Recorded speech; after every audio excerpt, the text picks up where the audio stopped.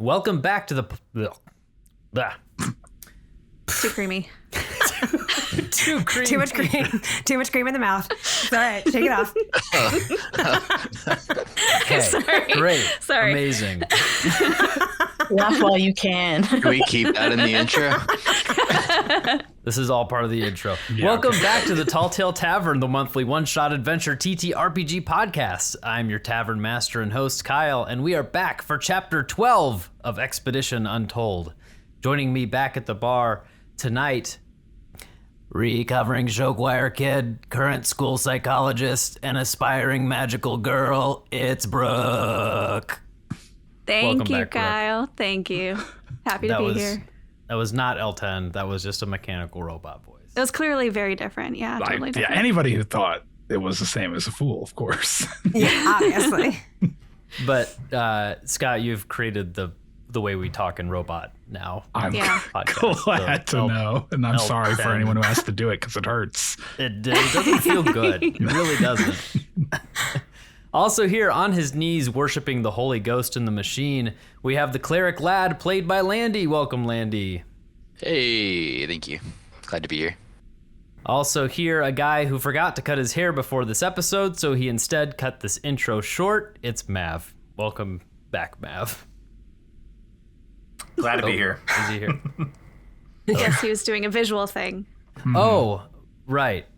I don't have the visual up because my next guest likes to send me things in spoiler form, so I have his text up ready to go so I can just click on it. Welcome back. Welcome, Mav. Sorry I didn't see your visual effect. I'll have to eventually see that on YouTube, I suppose. Also here, is Scott? Oh, Scott's still here. Yeah, he is. You nailed it. The text inflection, I started one way and then realized that's not the way it was written. It's Scott's still here? That's better. Yeah. Yes, thank you. I am still here, and I'm loving every minute of it. I tried Can to we get take rid it of a you third players. time, actually, and a little bit Yeah, slower let's on the do it back like- half? Yeah, yeah. Oh, Scott's still here. What about in the robot voice? Does that work? Scott's still here. That one, for some reason, makes me little bit feel like you're sultry hating here. on me. Yeah. It's a robot. It was the, Oh, Scott's still here. Also here, I can't tell who was more stunned after last session, Vyper or her player, shaking off the shook. Now, Ballistikitty. Welcome back, Ballistikitty. I'm scared. Help me. It's great to have you back. I don't know if Good you're to be feeling back. great to be back, but it's great to have you back. I'm excited to be back. I'm worried what's to come. And last but not least, I need M'tiro. I'm holding out for M'tiro till the end of the night. He's gotta be suave and he's gotta be kind and he's gotta be safe from the fight. I need Namby. I'm holding out for Namby till the morning light. She's gotta be cute and it's gotta be soon and she's gotta shine brighter than life, brighter than life. Brooke, or Becca. Welcome, Becca. He was singing about my character, so. I was thinking about your character. Yeah. you're not the first one to conflate us together, so it's fine. Goodness. Great. That was my first time practicing that. Was it so good, guys? It was so Pretty good. good. My first Should we do time another playing. couple Why'd you send me renditions, like just the other 4 one? recordings of you singing it earlier today, then? Like, asking me which one was best. Completely unrelated, okay? Completely unrelated. Well, let's reopen the book. Turn to chapter 12 and continue the story of Expedition Untold. Roll the intro.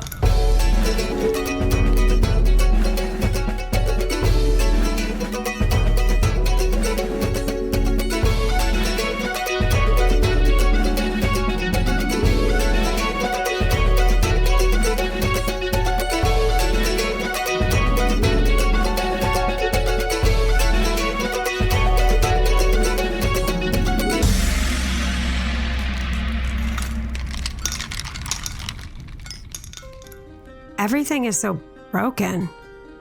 Yesterday, I stepped out of another Red Ooze portal into Crowning AI Achievement, alone. But Ben Biofuel was there and offered me friendship and safety in this overwhelming world. And I took it. without questioning.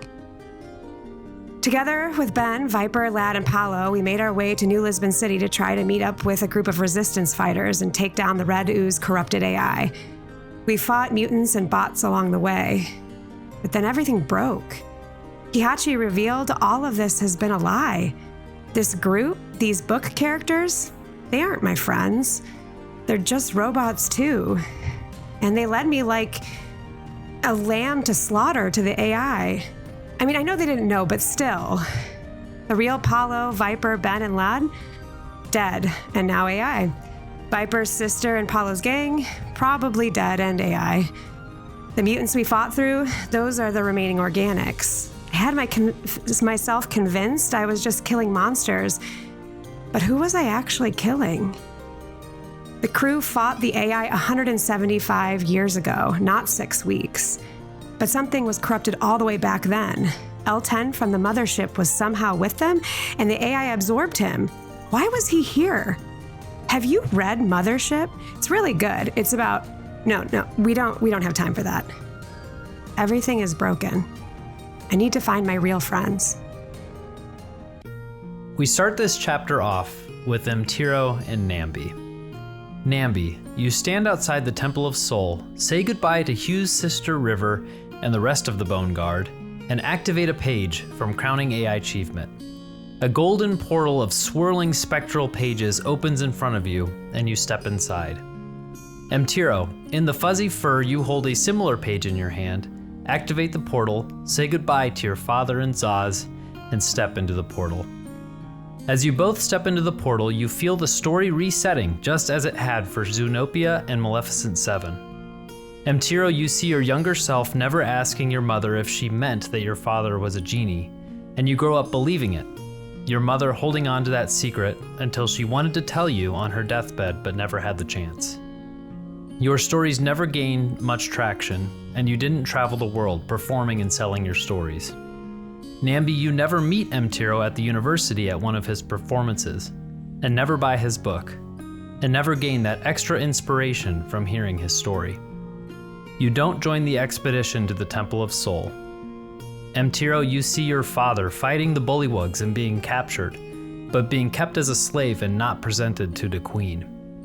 Namby, you see the Bone Guard approaching the Temple of Soul and quickly being swarmed by undead.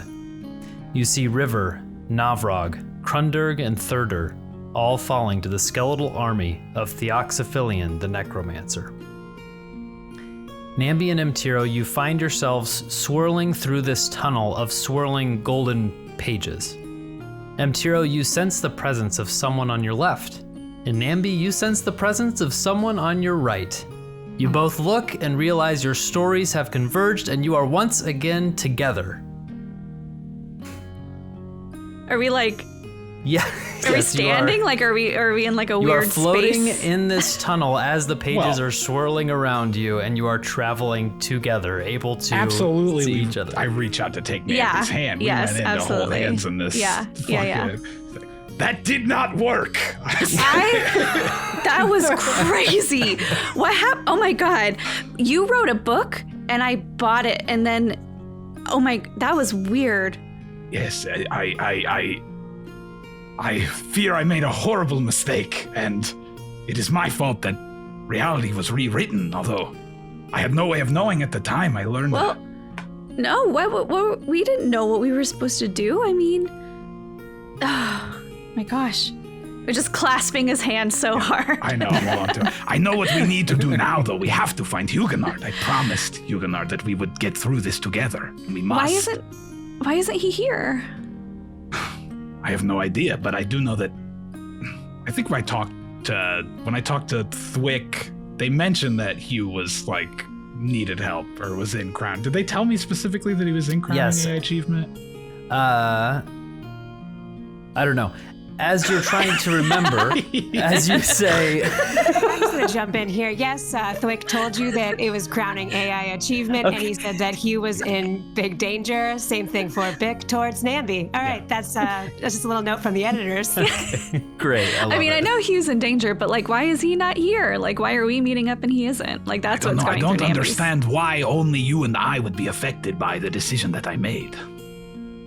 Sounds and images from the pages around you, you start to hear them and see images from Crowning AI Achievement, and it starts to surround you. You hear parts of the story that you've heard before, and other parts that are new. You hear L10's voice as he was with Paolo. You see him and Paolo joining the crew with Ben, Lad, Vyper, and Dasher, and the events of the original story happening just as it happened before, except this time, at the end, the crew decided to let L10 become a vessel for Hihachi AI, for him to use the power for good in order to help heal the corporate-owned world. You see that plan failing, hard, and Hihachi taking control of L10's body. The red slime Oblex coming out of nowhere and attacking Dasher, then Hihachi becoming L10's celestial form, then uttering a word, Dasher's head exploding, and everything descending into chaos. Then you see your friend Hugh, standing in the rain, alone. You see him taken in by friends, racing through a mutant-infested subway tunnel, fighting AI constructs, only to find out that the characters of Crowning AI Achievement have long since passed and have been replaced by AI versions of themselves, as has the entire world.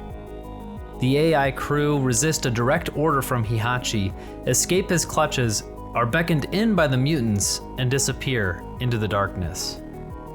As you continue through this portal, you look to each other and you notice that your bodies start to change, to mutate, to adjust to the story just as you have experienced before in the others. Scott, will you please describe how M'tiro is looking as he is changing? Yeah, first of all, his clothes go from like nice barred clothes to looking like kind of burnt, tattered remains of clothes, I think. And I believe I picked that his hands start to web. He gets webbed fingers and toes and grows gills. And his skin starts to take on the appearance of like a waxy melting candle that's just kind of like almost dripping off of him. And his stomach grows a crease in the middle of it, like a gigantic mouth that's sticking out. I must have absorbed some sort of element of the Bullywug Queen. And I look over at Namby, and I'm probably horrified at what I see over there, too. Namby, tell us how your body is changing as you are adjusting to the new setting. Yeah, so, Namby is a small creature. She comes in at like 2.5 feet. Her ears have always been big for her head, but now they are sprouting like bones. So she has bones coming up out of her head, and then they come at like an angle, like wings have like bones to structure them. So she now has these massive ears that have this bone structure, and her ears kind of flare out to the side and become more like wings. Excellent. And on top of that, at the very, very tip of her right ear, just an extra eye pops out. That can be kind of like a periscope. Great. To see even further than she normally can. This is a terrible story. Oh, and her usually like soft, fluffy clothes that she wears over her armor are now just like sludgy and slimy, and like there's no soft fluffiness to them anymore, and they're just like kind of ripped and torn and not looking good. Horrific. Beautiful. Yeah. I love it. That is so great. So you look at each other as your bodies are changing to this mutant form as you go through this tunnel. And a bright light at the end of the tunnel starts to shine, and you see yourself getting to the end of this tunnel, entering into the story. This bright light shines brighter and brighter until the portal dissolves around you. You're both standing on a white floor in front of a massive curved glass window, staring into space. A large star hangs in the distance, and floating before you is a planet, the third planet from that star. made of mostly water. The planet is dark on this side, with lots of beautiful twinkling lights, but dense smog covering most of the land masses. Behind you, you hear a voice. Yep, she's a beaut. Absolutely gorgeous planet. I do love it when it's night and all the lights are on. The smog is a bit of a shame though. And you turn around and see a middle-aged man with a mustache, slightly overweight, wearing jeans with a belt tied just a little too tight. Oh, pardon my manners. My name's Bob. Welcome to our home. I brought these chairs out. Thought maybe you might feel weak in the knees. I was told you haven't been in space before. M'tiro gasps at the sight, but it's his gills. They go when he does it. Space. I'm not. No. I'm sorry. What is that? A planet? Where we're from? What do you mean? What? Oh, right. Yeah, why don't you just go ahead and take a rest there. You can sit down there and, well, that planet there down there, they call it Earth. And different planet than where you're from, I'm sure. Well, I'm not quite sure. You do look like some of the locals down there, but anyways, yeah, so above the planet is space. I do not want to go anywhere where the people look like us right now. That sounds bad. I don't like that. Yeah, well, so we're in a ship, you know, like a boat. You know about boats, right? Where you're from? Got boats? Of course. Yeah. Right, this is like a boat that's up in the sky, up really high in the up in the stars that goes really fast and all over the place. This is this is our spaceship, but we call it our home. I mean, suppose I've heard of such things before in stories, but I could not imagine it in person. Seeing it is really different. This isn't how I imagined it at all. Mm-mm. Well, he starts to explain a little bit more about the ships and more about ships and space, and tries to explain it a little bit more. And in the hallway behind Bob, you see a mass of red slime creep around the corner and move silently and slowly behind him. That's right. Fucking shoot a flame hand at it. I don't Yeah. You ready attack as this slime is moving forward. It raises up behind Bob, and this big cartoonish face appears on this massive slime and goes rah! And Bob turns around. Oh my heavens! And he like puts his arms out and like falls into you. Oh my goodness, Junior. Oh my goodness, that was a good one. You really got me. All right, whew.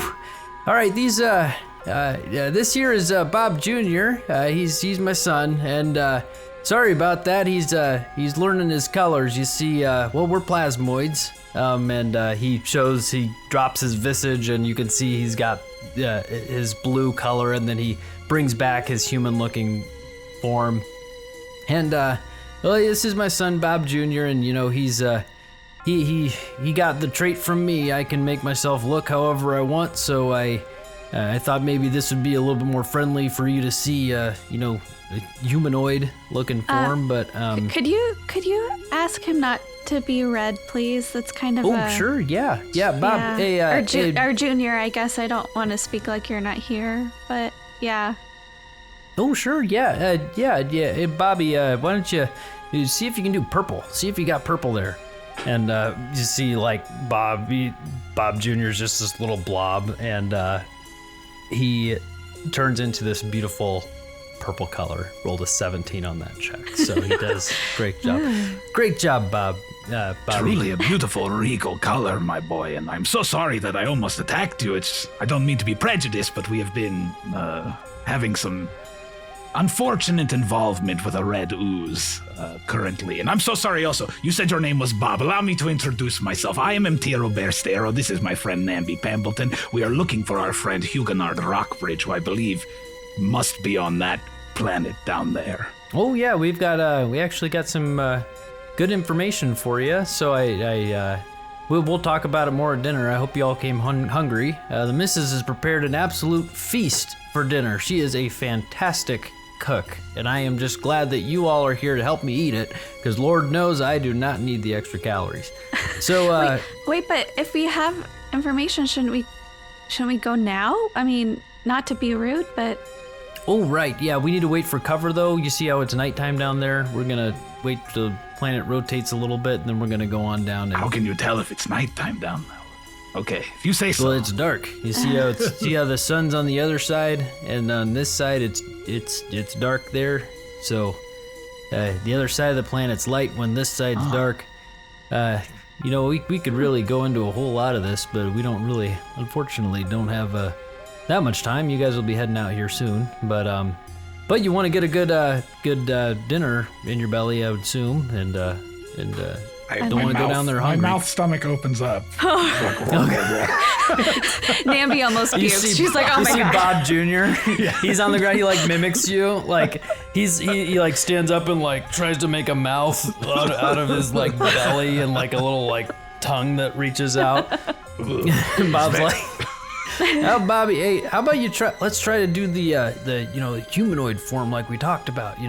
Head and arms." And he's like coaching him through, and you see Bob Jr. like stand up, and he like sprouts out a couple arms, and then a head like comes out of his chest and like flops down. He's like, honestly, just whatever is comfortable. Yeah, as long as it's not red, then it's fine. Did we accidentally, instead of getting the mothership, end up in Lament of the Void right now? Because this is a horrifying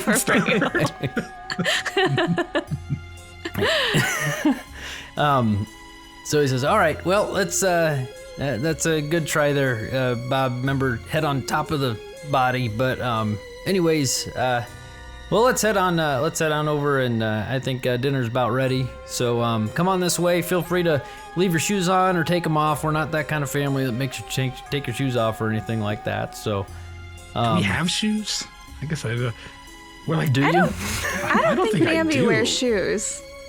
I think I normally wear sandals, but if I'm like mutant M'tiro, like sewer mutant, I don't think he has shoes on. Especially if I got the webbed toes, I need to be ready to. Right. I wear like a thonged sandal normally, and that's not going to work with the there's I just feel like for dexterity's sake, Namby is probably usually barefoot to get the nice like rabbit hop. Makes sense. Yeah. Oh, shoes or no? Yeah, just we're good. So we'll head on in there. So you follow Bob to the dining room, and go through this ship. And turn into this dining room area, and it's this like cozy room in the center of the ship with a large wooden dining table in the middle. There's carpet flooring on the ground and pictures hung up around the room of Bob and his family. Some pictures of older plasmoids that they're plasmoids, but you can tell they're older. They're like a bit stooped over. The color's not as vibrant. They've got like a cane that they have in some of their pictures.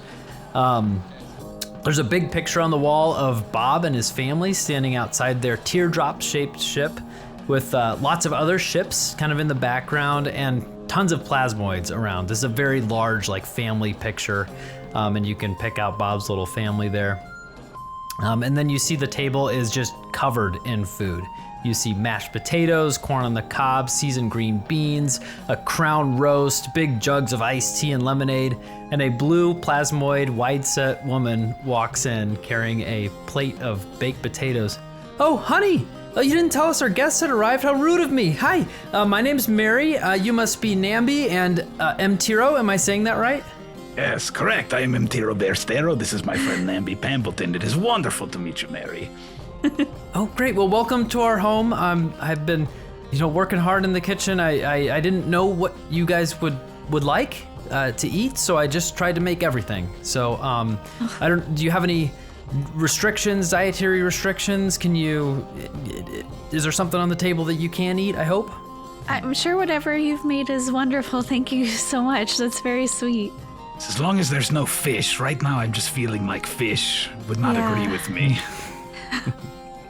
Okay, you all can find your seats at the table. I put some cards out so everyone knows their spot. Of course, if you do need to sit somewhere specific, just say something. We'll switch things around. And and you could see that she's looking at like Namby, your card, and it's like kind of close to the corner where there's like a cabinet behind it. She's like, oh, maybe we should switch. She switches it so that you'll have room for your giant ear wings.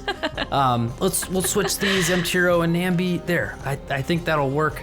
All look good. Yeah, Everything looks fantastic except for perhaps me and Namby. No offense, Namby. It's wonderful to see you. But you guys look don't great. quite You guys look yourself. fine. Yeah, Absolutely. No. It's kind of, yeah, I'm happy to see you, but that mouth thing is kind of freaking me out. No, it's worse. Bob, would you mind blessing the food? Oh, of course, dear. Dear Lord of all oozes, creatures, friends and family, Lord of love and of light, Lord of all that is good, we may not know who you are or where you are, if you're a plasmoid, something else, or something we can't even comprehend.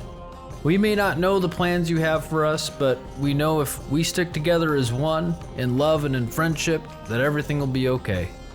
I pray your divine cosmic blessing over this food, over this family, and over our new friends as they try to reach one of their own. Grant us the wisdom to help them on their journey, and all plasmoids and non-plasmoids say amen. Amen. Okay, you can all dig in. I've done all the cooking, but Bob always says there's one more ingredient you have to add yourself. That's right, you gotta add your teeth. All right, who wants some mashed potatoes? Yeah, please, I suppose I would love some mashed potatoes. Mentioning adding teeth made me think of a friend we recently met, Toad, as well. Just, there's not actually teeth in this, correct? Oh no, he's just saying you gotta sink your teeth into this good food. And you know? now, excuse me if this is rude, but do plasmoids have teeth? Huh? Oh, well I do, and Bob like opens his mouth and like just forms some of his gums. It's blue and then it turns like white like teeth. I just got normal teeth. I can make him like this. He like makes him like vampire looking. You know, he could just change his thing. And Junior, he has not mastered the teeth thing. I'm not gonna ask him to try and do the teeth. It's that's gonna end up poorly, especially at the dinner table. No, us plasmoids do not have teeth. You see, Junior is at the table and he's got like this chicken leg on his plate already, and he slaps his hand on it, and you can see the chicken leg like moving up his arm through his like translucent blue skin like into his body, and he's like and Mary's like, Junior, Bobby, remember when we said we have guests, we try to eat with our mouth. Open up like your mouth on your head. And he like throws it, like oozes back onto his plate, and then he tries to pick it up and like stick it into just his like where his head is, just into his face as it like sinks in. He doesn't really make a mouth. And It's really okay. You don't have to change things on our account. I mean, just you've already done so much. It's okay. Well, a lot of plasmoids don't even have taste buds, and so we're some of the lucky kinds that do, us and most of our pod. And so it's how Mary got to be such a good cook, and partly because a lot of the other, it's kind of a necessity when a lot of the other cooks, plasmoid cooks, they're not as good as Mary, I'd say. Hard to be a good cook without good taste buds. Yeah, that makes sense. Okay, and she just starts taking like a little bit of everything because she doesn't want to be rude, so she definitely makes sure to take like a little bit of every single thing that's on the table. I also do, although I think it's weird to have mashed potatoes and baked potatoes at the table. I'm gonna, just as Scott. Oh, You've yeah, never been that's to fair. you've never been to my family's every She get takes together. like a quarter of a mashed or of a baked potato and a little bit of mashed potato. We absolutely have at least 3 types of potatoes, like at every gathering with my grandparents. It was mashed potatoes and baked potatoes for sure. On major holidays, it would be sweet potatoes, but then there would sometimes be ones that are like the little, like, I don't know, like cheesy, like sliced, I don't even know. Potatoes? Oh, yeah, like Sure. twice baked potatoes or whatever. Maybe. There was, I feel like there's always 3 like types. Sliced Always and 2 thin for with sure. lots of cheese on them, kind of like Oh, layered. au gratin. Yes, like it was Au like an gratin. accordion looking. Oh. Not accordion, I don't know. Like it's like, I don't know how to describe. Slinky? slinky, but If not only slinky. Becca were here, she would know I what know. it If only there was. was somebody here who knew stuff about cooking. It's a baked potato, but cut like this, and I then don't know that cheese that on has a top. name. That's just and, Kyle. like, I gotta tell crispy. you, as an audio format, saying cut like this, I know just it your works. hand is gonna work well. Great. I just got a text that Becca just put in the chat. Yeah. This is killing me. It's so funny. And we just will ignore that and keep going. And we sure will. So everyone's eating dinner at this point. Eating away. After I finish eating, my stomach mouth burps. Just so we don't. Are you feeding your stomach mouth? No, I'm God, eating with I this hope mouth not. because I think that would be really rude to feed it, but somehow it still burps down there. Kyle, clarification real quick. Do I know what happened to M'tiro and vice versa? Yes, you were able to We see saw everything? those stories, so you are Okay. familiar with it. You know, you haven't really talked with him about it, but you are Yeah. familiar with what happened. Okay. But I mean, it's just not. It feels weird for us to like talk about it at this family's dinner table, but I also know, I'm like it's sitting like- here like, is it dark yet? I mean, this is lovely, but I don't want to be rude, but I do want to save our friend who is in some peril. you see, like Bob, I gotta hit the restroom. I'll be right back. And he steps up, and Mary says, "Oh, let me refill some of your drinks." And she steps out of the room. Bob Jr.'s in there just like eating food in the strangest Just ways sucking possible. food up through his sucking arm. food up. His parents leave. He like makes an indent in his hand and pours liquid into it, and like watches as it drains like a cup through his like indented That's actually hand. kind of cool. Yeah, I like that one. That one was good. Wow, Namby, I'm so sorry for causing these things to happen to us. And No, I mean, you didn't know what was going to happen. None of us know what's going on. I know, but I still can't help but feel responsible. But I will say that I can't believe you met River. I know. Yeah. Hugh's gonna freak. And I met my father. I know you have a father Apparently. who's like here. And now I can do this, and I face step to the other side of the table. Oh, That's pretty cool. that is pretty cool. Yeah. I can't wait to tell Huguenard everything we've been through, and hopefully he'll be fine when we are able to get to him. Yeah, I want to get to him as soon as we can. I think he probably hates it down there. I mean, I know he's with nice people, but I don't think that's a place that Hugh will be comfortable at all. No, there isn't the Huguenard that we know. There is no way that he being abandoned down there and such sights. If it's anything like what we're seeing here, it is a far stretch from our home.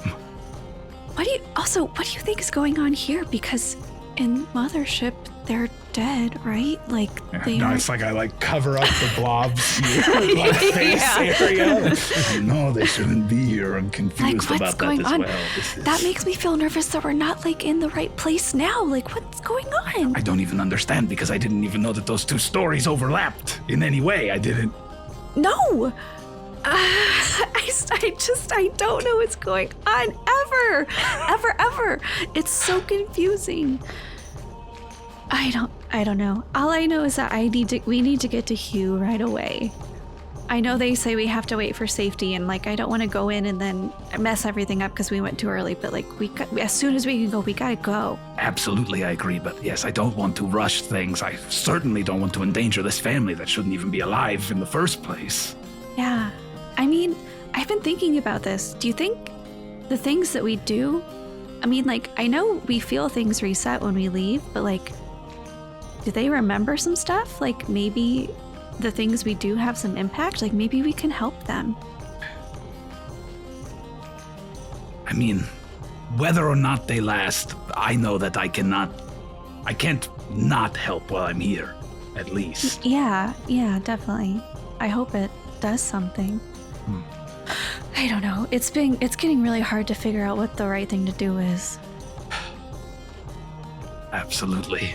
Bob Jr., you feel him tapping your shoulder, M'tiro. You Yeah, look at my him, skin's like indenting when he taps it because it's like gross and waxy.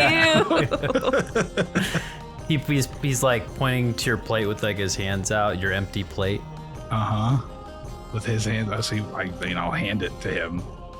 And he takes it and like puts it inside him, and it, like a plate goes inside, and then he grabs his plate and like puts it inside him. You see the plates like floating around and the extra food like dissolving off the plate. He walks over to you, Namby. Is that how they washed the plates before we had them? She just really slowly hands it to him as well. And he just looks at M'tiro like... And collects it, then walks out. Is that how they carry stuff? Or is he eating our leftovers, or both? He walks out and out of into like the kitchen where the door like closes, and you hear Mary like shriek like, "Wow! Oh, thank you, thank you." Okay, and she walks in. He's like, he was just trying to clear the table. So thank you, Junior, for that. And she like beats her. Thank you. Well, truly, Mary, the food was so delicious. Who could blame him for wanting to ingest every last morsel from it? Yes, everything was delicious. Thank you, Mary. Thank you. Yeah, thank you. I'm just so happy to cook for other people that aren't, plasmoids. It's great. We don't get a lot of visitors out here. So, Bob walks in and sits down at the table, and she clears a few dishes and then sits back down. You refills your drinks. Speaking of, I suppose, visitors out here, what brings you to this planet, and how did you know we would be coming? We even asked that? Well, we just we freaked out to ask that question. I suppose we should, we can start from the beginning. I think it's probably the best place to start. So about a year ago, our pod was docked at the station, that station in the Paralysis system. What was that station called? The Radiant Docks. Oh, that's right, the Radiant Docks. Well, so our pod, right now we're separated from our pod. We travel together, us and the family, and he points to that big like family portrait with some other spaceships in the back.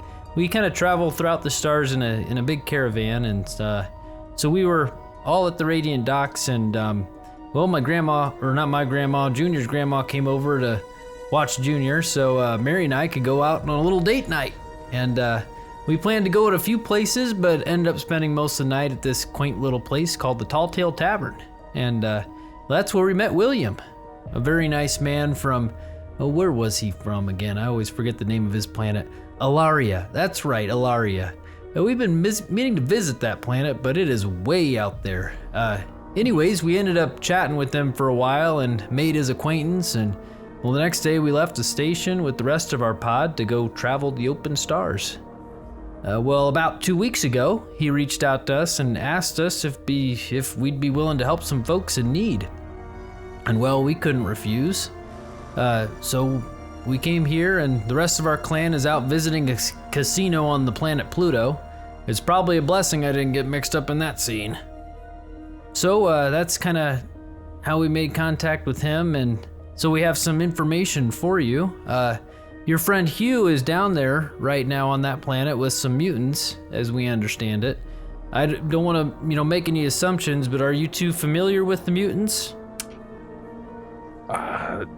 Believe it or not, no, we are not familiar with mutations. This is a relatively recent affectation we have taken on to our appearance. I see. Well, what we can do on this ship is, with the tech on this ship, is teleport you down to the caves. I know the coordinates to enter, so you need to, so you can get to where you need to go. Once you're down there, you'll meet up with your friend, and William wants to talk to you then, along with, oh, honey, can you grab that notepad? I wrote the names down. I knew I'd forget. And she goes and grabs a notepad. There it is. Hugh, Paolo, Lad, Vyper, Ben, Namby, and M'tiro must all be present there. And he hands you a small circular device with a glass dome on top. This device here is a hologram device, so you should be able to talk to him directly through it. It only works once a day, though. Also, here's some shorter range communication devices called comms. They'll allow you to talk to each other if you get separated. We got a whole box of them, so here you go. And he hands you these comms devices that loop into the ear. He also wanted me to give you this. And he hands you an envelope. And he said, wait to use these until you talk to him, but they can be used in an emergency. And he hands the envelope to you, and you open it up, and there are 3 pages in there with words from the mothership on them. And that pretty much covers it. So in a few hours, what we'll do is fly down into the clouds. I'll activate the cloaking device, and we'll teleport you down there and where you need to go. Clear as mud? Yeah, I guess. I think I get it. This seems to follow the logic that from past conversations I've had with William. So yes, I think I understand. M'tiro tries to put his comm thing on, and then his like melty wax ear like falls off, and he just picks it back up and sticks it back on. How the hell does Namby put a I thing don't know that that they will fit over Namby's mutant ears. So you might have She to might just fashion have some to- extra wire on that comm device there. Yeah, I think I need a little help with that one.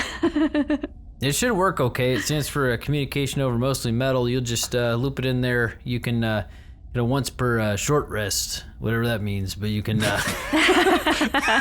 send like a message to your friends if they're within a certain range. It works pretty good. Mary says, all right, who's ready for dessert? And she goes out and she brings in a big cake and a big tub of ice cream and starts scooping up cake and ice cream for you guys and starts passing it out. Well, any questions? Any more questions you got? So this one, but the one that works once a day, we can talk to Hugh with this? Oh, Or who do we talk to with this? Oh, right. No, the hologram device, that'll connect directly to William. And so you'll be able to talk to him. Yeah, the bartender. The globe from thing is for William, and the ear ones can talk to each other, but Hugh doesn't have one yet. Gotcha. So we can't talk to Hugh right now. Okay. He's like, it's a pretty, these hologram devices are pretty nifty. He shows you, look inside the glass tube, and you can see in there's a couple runes in there that are runes of the sending spell, and it looks like they're connected in like a wire. He says it gets activated, they go round and round and round, and it works for a while until you're done. You can just turn it off, but it only works once a day, so. Okay. Okay. Uh, I mean, do we need... I guess it doesn't hurt to talk to William, right? well, he said we have to wait till we're all together to call William, though, right? Yeah, he wants to talk to you when Oh. you're all together there, down there. Sorry, I just a lot to process. Who could blame you for not quite following right now? Well, Bob did kind of rush through it all. I'm sorry, Mary, I had to get it out there. I didn't want to forget any details. No, And, you once did it a just good starts job. coming, it just starts Bob, coming. I can tell you have the natural instincts of a storyteller. I was fully captivated by you. Oh, thank you, and Mr. Yeah, sorry, M'tiro. that's my fault. No, Namby, of course. Nothing is your fault. The only thing that is at blame for anything right now is that disgusting, no offense, red ooze out there. No Yeah. offense to any oozes in the room, although part It's of a M'tiro different- is like, am I in a fucking trap for the red ooze right now? Yeah. I think it's I agree that's they're the ones at fault, but and they're not like I don't know what they are, but yeah, okay. He said it was Well, we are ooze creatures, but we're not. Oblix? Do you know anything about an Oblex? Ooh, no, they're creatures like us, but I don't know much about them. They're I've heard about other ooze creatures out there. I've never encountered an Oblex. I don't think they're nice. I don't think they're No. generally friendly. Not in They are. our experience. Much the opposite of you and your lovely family. Yeah. Well, thank you. And so they start clearing the table, and you guys have a moment of you've had a full rest since the portal took you in, so you are at full. You had a long rest through that experience. but you do relax a little bit. He shows you a couple of places on the ship that you can sit for a moment if you want to look out the massive window. Yeah, I don't think I'm sitting. Observation. I think I'm probably anxious to Pacing. get going. It's been kind of, if I'm tracing like my own mental timeline, it's like I was in the Wild West. Namby killed someone. We got into a portal. Then Yes. I accidentally erased reality and then got my memories back. Immediately went to a wedding, like to the Feywild. Partied with Zaz for a day. Yeah. And now I'm ready to get back on track. I've gotten my memories back. I'm me again. Really want to help Hugh. So I think I'm just kind of maybe looking out the window, sort of tapping my foot anxiously, if anything. I think Namby would. She's definitely sticking close to M'tiro. There is no way we are getting separated. That's not happening. Being slightly clingy right now because who knows at what point reality will rip us apart.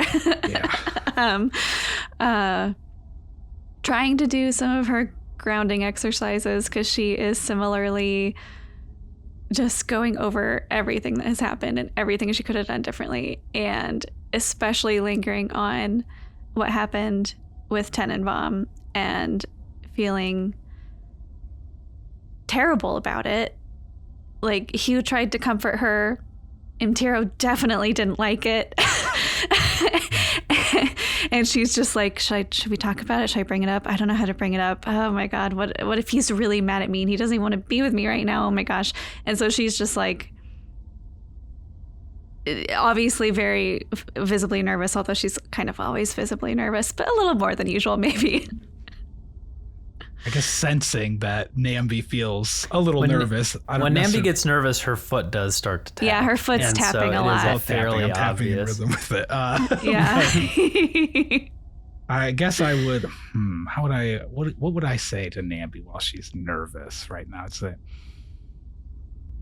Namby, when we were last together, I know that things were very crazy, and they've only gotten crazier since. And I just want you to know that I am truly thrilled to see you again, and I felt terrible that we were separated, even for a moment in this dark time.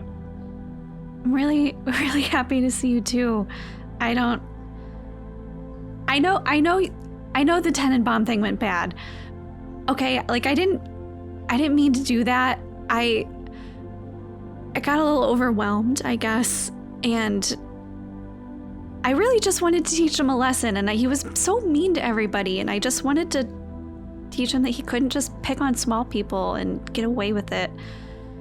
But I didn't want to do that. I didn't want to do that. In the moment, I will admit that it was quite startling to me, quite shocking, but I think you should not blame yourself, and I don't blame you for anything either. The only lesson that you need to learn from that endeavor, that encounter, is that you are more powerful than you give yourself credit for, my friend. And you should not feel any shame because, frankly, in any other situation, if it had not been the day that we had before, Tenenbaum probably deserved what happened to him. Yeah, I mean, it's kind of scary that I don't want to be, I don't know. It's like I want to be able to protect people, and you need power to do that, but I guess I need to figure out a balance between standing up for myself and not doing anything. Just maintain a little bit of control on that. Yeah, it was like my first time doing that, so that also really had my adrenaline up. I was really, I don't usually talk to people like that, so, yeah. The fire inside of you, it was, and it is fierce. But you did, you even as soon as you did it, your miraculous gifts, you brought him back. Well, I just want to say it felt really bad to maybe disappoint you, but it's nice to have a friend that can be honest with you like that. So, thanks, I guess. I'll give you a hug. Let's have a nice hug right now. Although my I'm like big weird. giant Yeah. wing ears just kind of wrap around you. When it's such a nice moment, and then my mouth stomach does like a happy yawn sound. And that's like probably right by my face. It's great. Good. Bob says, all right, it's about time to head up in the cockpit. We'll get it all situated up there while we're flying in, so don't, flop all over the place inside the ship in case we have to do any fancy maneuvers. And so you all head up to the cockpit, and in this cockpit, it's like the top of the ship. Bob is in the spelljamming helm, the seat at the kind of the front left driver's seat, and Mary is sitting next to him in her seat, and you two are in the back, seat buckled in with Bob Jr. in between you. It's definitely very cramped with Namby's massive ears. And you start to descend down into the planet, and Namby, you just feel Bob Jr.'s hand just like poking at your big, massive ears and just like enamored, just like totally invading your space a little bit. She's not used to like taking up space either. Like she's so small. She's not used to like people even realizing she's there. So this is very weird for her, but she's too nervous to say anything. She's like, well, I can't correct him. I can't like tell him not to do that. So she's just letting it happen. If I can tell if it's bothering Namby, I might be like, Bob Jr. is perhaps a little rude to poke at somebody. He like elongates his head and like rests it on your shoulder, M'tiro. And Mary's like, Bob, keep your hands and your head to yourself there. And he like rights himself and sits and yeah, cross your arms. And he takes his like two pseudopod hands and like twists them around each other like a spiral and like puts them in his lap. And you guys descend down, and you hear Bob says, okay, we're going down now. Turn on the cloaking device. We'll want to find a spot down here somewhere in between the clouds to avoid suspicion. Keep your eyes peeled for an open spot there. Everyone roll for perception. Do I get anything with my new eye, Kyle? You get like Do I get on advantage? sight. Yes, you do. All right. Yeah, I wonder if he's Namby gonna do needs better it. on these rolls. Okay, hold on. Before Namby reads hers, I just would like throw out M'tiro got a 3, so that's pretty good. Respectable. I rolled a 19 and a 20 Amazing. for a Great. 27. A natural 20? Yeah. Great. You see a spot open up in the clouds. Well, I guess I pointed out to M'tiro at least. I mean, everybody. It's a small thing, I say it to M'tiro, but everyone can hear. Oh, good eye, Namby. Oh, there it is. Whoa. Darn it. I just passed it. Okay, I'll swing around and get right back to it. And the spaceship like lurches forward and like swerves around. And Mary's like, Bob, be careful. If I don't hurry, it'll be taken. It's okay if it's taken. Another one will open up. And he rushes back around to the original spot, which is still there. Oh, thank goodness it's still there. I don't know, it's kind of a tight fit. Oh, don't worry. Now, Junior, your old man may never have been a racer, but if there was a trophy for parallel parking, I'd win every single year. And he puts his hand on the back of Mary's seat and like looks back behind through you guys where there's this big screen on the wall, and it's just Namby like puts the hers down. rear view camera on this giant spaceship. And he whips the wheel around in front of him and backs up and swerves in perfectly in between these clouds. Okay, there we go. Perfect. And he puts it in park. All I right. should have known that Kyle would make the Plasmoid family just the Griswolds. Like, Yes. Let me tell you, this spaceship was almost the shape of an RV, but guess what? I didn't go that far, all right? I couldn't go that far. Okay, well, let's head back to the teleport bay and get you on your way. And so you walk to the teleport bay, a circular room with a large diode pointed downward. Bob and his family stand just outside the ring. All right, the coordinates are already dialed in. I want to thank you all for being such kind guests. I do hope our paths cross in the future. Mary steps forward. One more thing, I took a look at the forecast, and I know that you're going to be teleported into a cave, but outside it does seem like it rains a lot on this planet. So here's a couple rain jackets in case you do go outside, and there's these like clear blue like rain jackets that she hands you to. Nice. And Thank you both for your hospitality and your generosity in helping us to save our friend. And please, all of you, take care of yourselves. We will.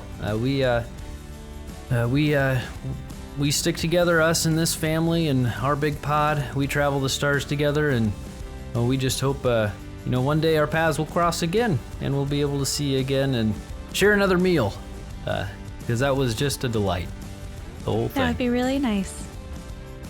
And so he goes over and revs it up. All right, here we go. Hold on, and he shoves it forward, this big lever on the wall, chunk, and then you look at your hands and they start to become transparent, and you start to feel your body like just kind of moving, but it's not moving yet, and then you look at each other and then disappear into darkness. We were holding hands when we disappeared. Yes. Great. You reach out and grab your hands and disappear together into darkness.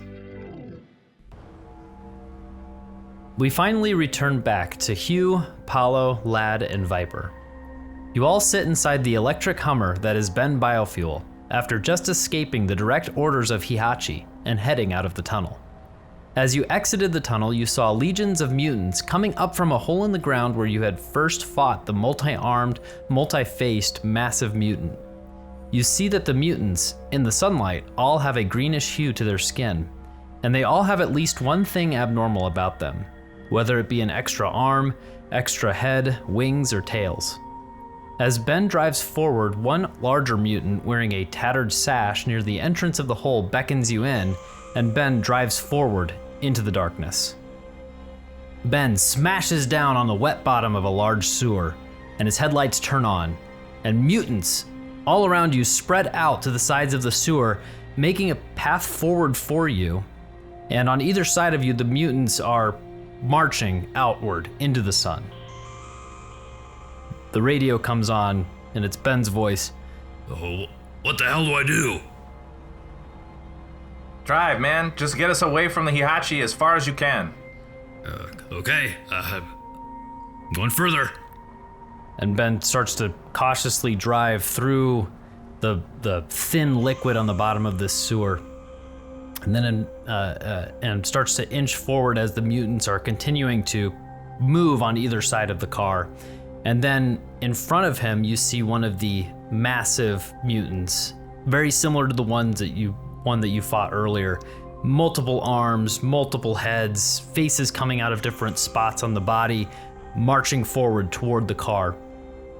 And it reaches out with its hand, and with its hand that is actually two hands, like kind of connected at the wrist, reaches out and grabs the front of the vehicle and brings its head all the way toward the front of the vehicle, toward the windshield, and just peers at you with two large eyes just looking inside the vehicle. And it starts to... Oh, go ahead. I was gonna say, Hugh gets out of the car. He gets out and goes and walks forward and makes sure that Bone Crusher is away and kind of just like holds a hand out. He feels safer with them. All the mutants stop in the sewer and stop and stare at you. And you start to hear murmurs. They're communicating. You hear them kind of humming lowly among each other. O Salvador, O Salvador. You start to hear this word, O Salvador. And then, and the large mutant puts his hand out, takes his hand off of the car and puts it out toward you and says, "Come, speak to my Shama." I go. You start walking and following this massive mutant. Ben, you can see him kind of cautiously moving forward behind you in the group. And you hear his voice, Just gonna follow. Yeah, I don't know what's going through Hugh's head right now, but he saved our asses back there. He's got good instincts for this. I don't know where you found them, but Wherever he came from, he's clearly approached something like this before, so just stick with him. Stay close, though, in case something jumps off. You continue forward through the sewer, walking with this massive mutant. The headlights behind you of Ben Biofuel and the rest of the crew through the tunnel and the sewer, and you're walking by all of these mutants that have stopped and are staring at you, Hugh. Just intently staring at you as you walk past. It seems strange and uncomfortable. And then you enter into a portion of the sewers where the pipes meet. This big confluence of sewers. You see lots of pipes kind of heading out in different directions. And this is kind of a big, large, tall cylinder room. You can see some of the pipes. There's water that is kind of spilling out and going into the bottom. There's just a thin layer of water at the bottom of this pipe. You see parts of this where it opens up into caves, and so you could see where it descends down further. A couple caves on the wall that seem to go in deeper. The large mutant stops in here and looks down at you, Hugh, and bends down and says, "Wait for my Shama." And then he kind of walks out back the way he came. And now you all are alone in this confluence of sewers. Everyone in the car is behind Hugh, standing in the middle. Hugh is standing very rigidly, very pointedly with his back to the car, facing forward into the rest of the room. And he'll wait. Yeah, Vyper and Paolo and Lad sitting in the car. What are you feeling? What are you doing in this moment? Majority of her life, Vyper has maintained a hardened exterior to protect herself and her sister.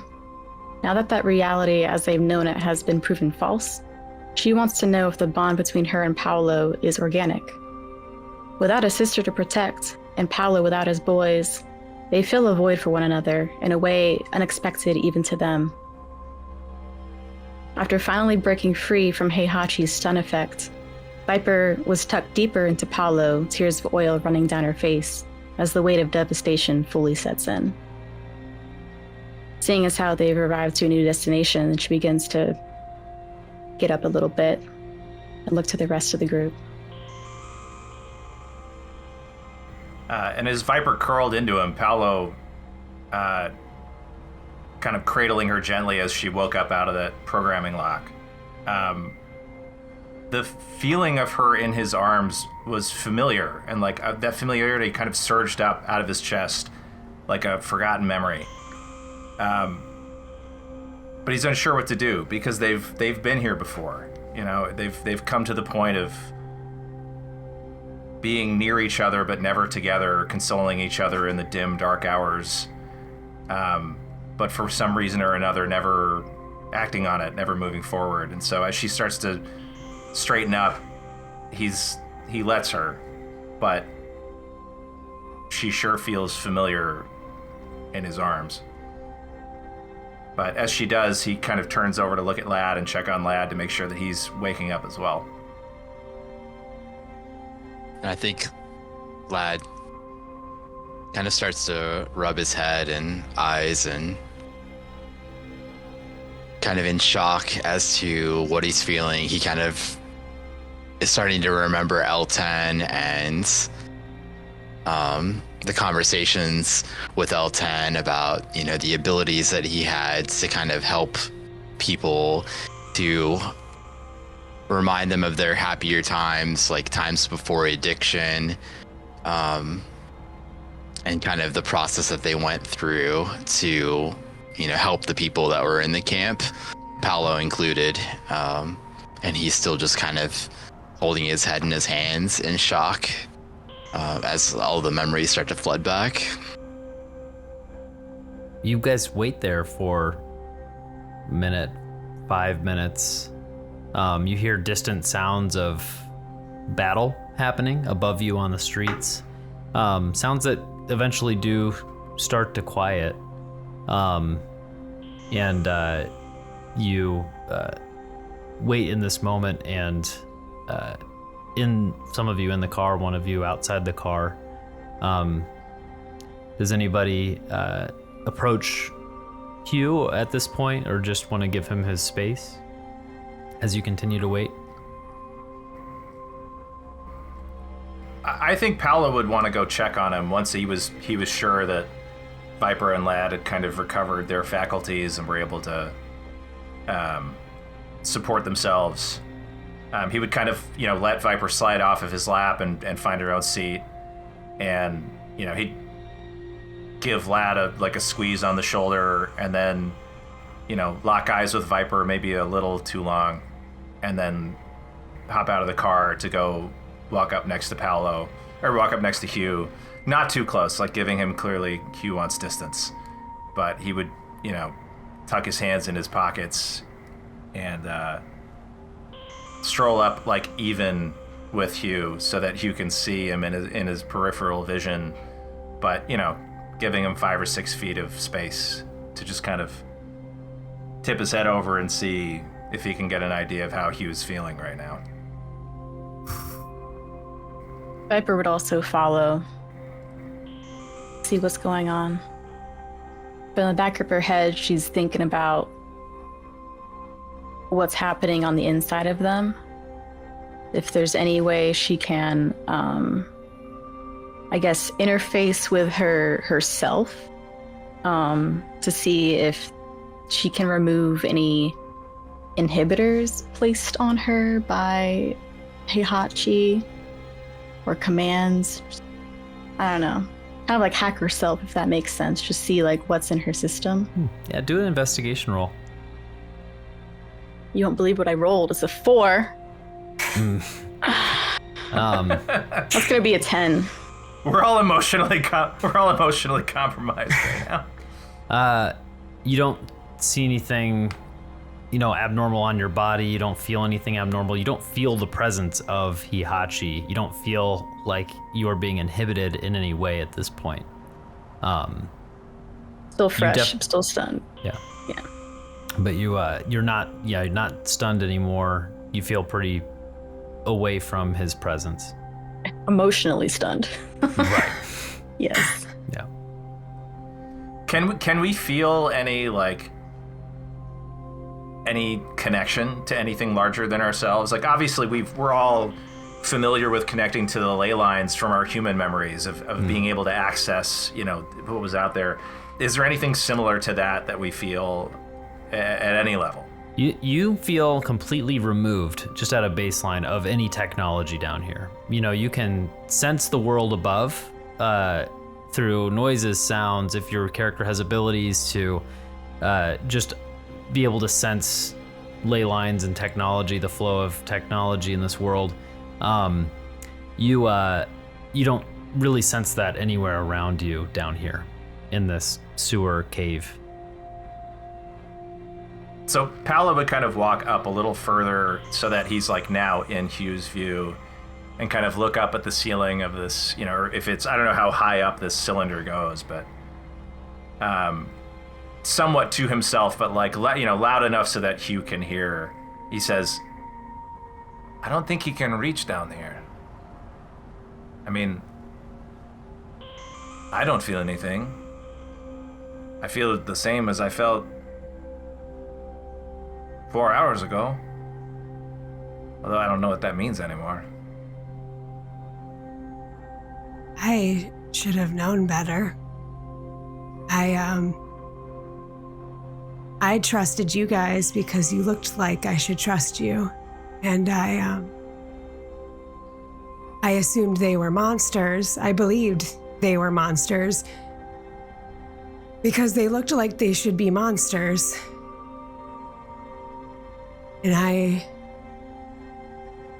I should have known better. My whole life, people have assumed that me and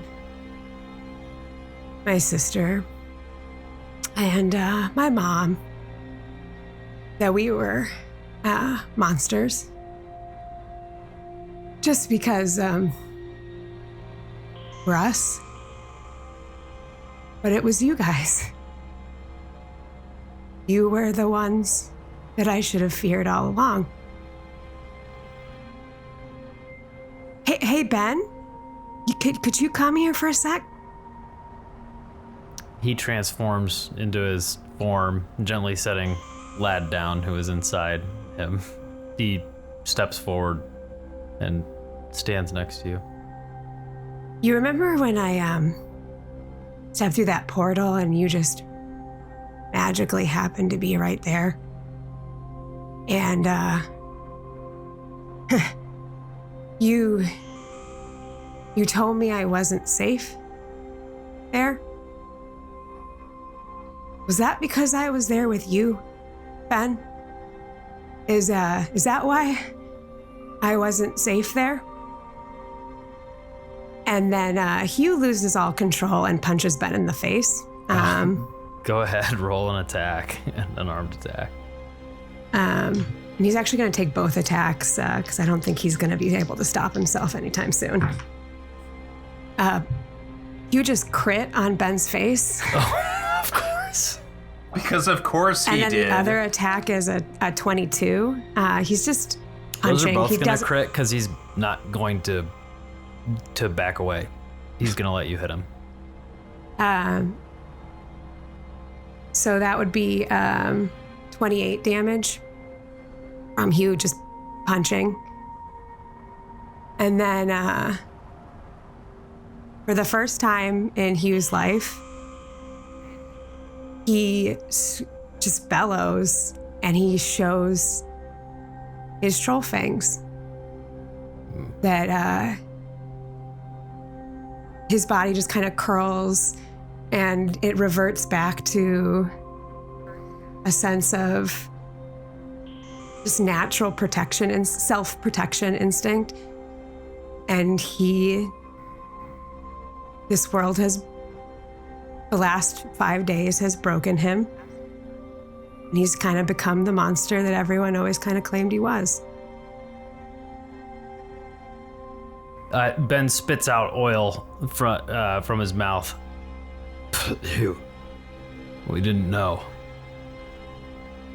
You're right, but we didn't know. I didn't know. None of us could. Yeah, know. as those punches landed, Paolo would have tried to dive between them and like push Ben back like out of range. You know, yelling like, "Hugh, we had no idea. Like we went there looking for my boys, for Vyper's sister. It was genuine. We didn't know until you knew. And I know you can't trust us right now. I get that. And I know you think everything we did was part of some program. And you know what? Maybe it was. But he can't reach us down here. And we want to do everything we can to help you. If that means staying back and letting you make decisions on your own, then that's what we'll do." Vyper walks up to Hugh and pulls out of her bag 2 devices. One is an EMP grenade, tier 2, and the other is a plastic explosive, tier 1. And she says to Hugh, I don't know if any of us will be able to use these if we encounter him again. But I think you can at least resist any stun effects from Heihachi, so hands them to you. He kind of takes them and like looks down. I want to believe the stuff you guys say so badly. But like it's just gonna be always there, wondering like I believed the stuff before. As Hugh talks, Lad walks over and kind of kneels down next to Ben and puts his hand on him, and grabs his talisman around his neck and does a prayer of healing for everyone around us. just to kind of bolster us from the previous fight and from the punches that just landed. Mechanically, that's a 2d8, and the short rest mechanic, if anyone wants to do hit dice or anything like that. It's a. Oh my God, yes. Is it a short rest mechanic, or is it? Yes, please. This would count as a short rest, like this. Oh, Yeah, nice. I mean, Can it count as a short rest if there's combat in the middle of it? Does interpersonal point. conflicts count? It's a very good point. it's a There was 10 minute there wasn't casting. any combat. There was a lot of If I time. lose There was my a short lot of rest time because that I happened punched Ben in the before. face, it's okay. That was a It It lot is of a time. 10 minute that. casting time, so there is that, but I assume that we're all kind of like, The benefits of the short rest were happening as Chiller. you guys were moving forward and going into the sewer and waiting. And so it was before this fight stuff, we'll say, for you to take a short rest. Lad, do you roll the 2d8 for hit points or health or? So for short rest, you do as many hit dice as you want. for the ones that I give you, I'm not. Well, if you're giving them to Sure, everybody, actually, then you I probably guess- roll it, right? I've Yeah, you always would done roll it it. Yeah. where you- the person Okay. casting it rolls Yeah. it and everyone gets the same. Okay, cool. I will do that. I want to add that before I do my short rest, just to see where I'm at. That's gonna be 4 HP. What? Okay. Not great. That's so low. Is it? It's Very pretty low. I It's thought it was more pretty buff low. than that. Does it Do give you add your it's- spellcasting modifier or anything? No, it's literally just 2d8. So it could be 16, but it's 4. It could have been 2. So, I mean, twice as good as the worst Hey, option. twice as good as the That's true. Hey, what did Vyper? But you can also use your hit dice. So There you go. What did Vyper give Hugh again? That you said an EMP. So, yeah, let me tell you exactly what these are. So, EMP grenade tier 2. It is a black metal globe crisscrossed by gently glowing blue lines. This EMP device works on all AI devices and enemies. So, as an action, you throw the grenade to a point within 60 feet of you. Machines cease to function for 1 minute. Constructs with the electronics feature within a 30-foot radius must succeed on a con save DC 16, or they are stunned until the end of your next turn. All right, what was the other one? Plastic explosives. Yeah, plastic explosive tier 1. Dasher will It's a love dex those. save. I probably got it from Dasher, to be honest. It is a. I say, where do you think that came from? Hey, those are mine. How dare you give those to you? You won't be needing them. Dex save DC 14, 8d6 thunder damage. That Doubled thing for goes. if we were trying to objects, kill you, vehicles, and that's what we would have structures. done. Evidently, you were just sacrificing me. As Vyper hands that over, Paolo kind of juts his chin at it and is like, I understand if you don't want to trust us right now. I probably wouldn't either. But if we're all as Ihachi says we are, and he kind of holds his arm up, it's metal, like he's got cybernetic arms, so like he's always been kind of part android, but now he's looking at himself again, like am I all like this? If we're all 4 of us are like this, then we died 175 years ago. If you need to protect yourself, if we get swarmed, or if the Heihachi AI shows up and we lock up, you use that. Don't think twice about it. I want to trust you guys. It's not that I don't want to. I know. But I don't know that we can trust ourselves right now. So we gotta trust in you, okay? Okay. If we do anything that isn't in your interest, use it. I really want to go home, you guys. We'll get you there. If it's the last thing we do, huh?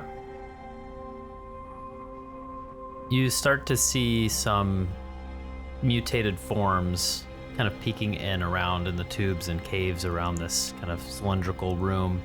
And more start to show up. And you start to get uncomfortable as they really are filling the area. Mutants all around this entire confluence from behind you, from every tube, seem filled with these mutants of all different shapes and sizes, all with this kind of fairly green skin. And about 10 more minutes pass, 15 more minutes, and then a few more show up that are a little bit taller. Most of them you see and look around, most of them are fairly tall, like 7, 8, 9 feet, and then there's others that are much larger. But soon it is full of mutants, and a large mutant with 3 legs and 2 heads steps out from a tunnel and speaks with 2 voices.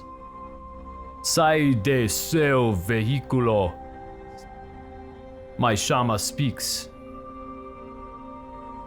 And from a large central pipe in front of you, about 20 feet up, a female mutant form with a large carapace growing on top of her head, forming a crown-like appearance, steps into view. The crowd starts to hum, and the confluence feels like it's vibrating with the amount of noise bouncing off the walls. And Mai Shama lifts her hand, and the humming stops, and she begins to speak. There is one who will arrive, one born of both worlds, who brings enlightened ones with him, one who will bring everyone to the light. Every day for the past 100 years, one of us hears these words, the great prophecy of O Salvador. Today, on the great day of our great attack upon the Machinas, you, one of mutant and metal, came across the bridge. You crested the clouds above and smashed down upon us. We went into the city and defied the great Machinas, and you went into the city and defied them as well and came back this way. O Salvador, we await your direction. She points her hand out to you, Hugh, and you are intently aware of how you look at yourself and look around. You have the same toned skin as everybody around you, that green skin. You look down at your legs, these big, massive metal legs, and realize that they are directing all of their attention to you. I think instinctually, just not even processing what he's doing, Hugh reaches out and scoops Vyper and Lad behind him just to basically shield them with his body. Paolo's, I think, massive too, right? Like he's Hugh's size, isn't Paolo, basically? He's not as big as Hugh, but he's relatively ripped. I was gonna say, because I think he basically would scoop the entire party just behind his body a little bit. Maybe not even processing that he's doing it and reverting back to that habit. I'm sorry. My name is Huguenard Rockbridge. I think you have me confused for someone else. You start to hear murmurs go out around through the tunnel. Everyone, all these mutants are starting to speak, and you hear kind of this mixed language that they're speaking with each other. And there's a lot of discourse, as they clearly were not expecting you to not claim that role. You can see Mai Shama kind of put her hands up and try to calm the crowd, but the mutants are kind of going a little bit crazy at this point. So Paolo would step up next to Hugh and just kind of in a stage whisper be like, Salvador means savior. They clearly think you're some kind of deliverer from abroad. I mean, you're not from here, that's for sure, right? A savior? I can't be a savior. I can't even really talk in front of big groups like this that well. Man, I wish M'tiro was here. He's so much better at speeches than I am. I think from the crowd you just hear, Hugh? I start yelling, space, give some space, back up, everybody. From my stomach mouth, I'm yelling it, so it's extra loud, by the way. From your stomach mouth. Yeah, from my stomach mouth to make it louder. This is gonna sound weird, but half trolls have amazing senses of smell. One of their innate abilities.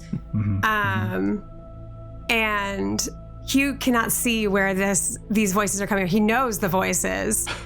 But he also has a lot of trust issues right now. And so I would like to do a smell-based perception check to see if I can find my friends. Yes, go Smell ahead, check do might it. be helpful given how Namby and M'tiro look in this moment. Yes. So Okay. is that with advantage you get to do that? Is that what that I is? get to do perception. I'm not Excellent. good at perception, but I have half trolls have keen smell, so they get advantage on it. And I just imagine it just almost, it's like it's part of his like beast heritage, essentially.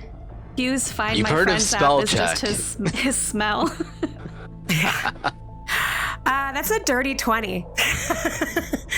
You flare your nostrils up and consume all of the smells in this sewer. The sewer smell. Mutant sewer smells. Legitimately the bravest thing that Hugh has ever done. Just now.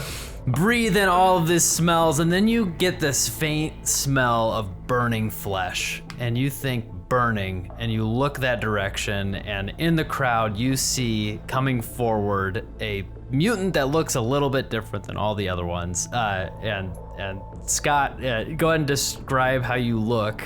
Yeah. I know that the way the Yes, episode is, you've described it, but yeah. M'tiro is weaving his way through this crowd of people, sort of slipping through them easier than he normally would because his skin is that of melted candle wax at this point, making him extra slippery. So he's sort of like squishing through.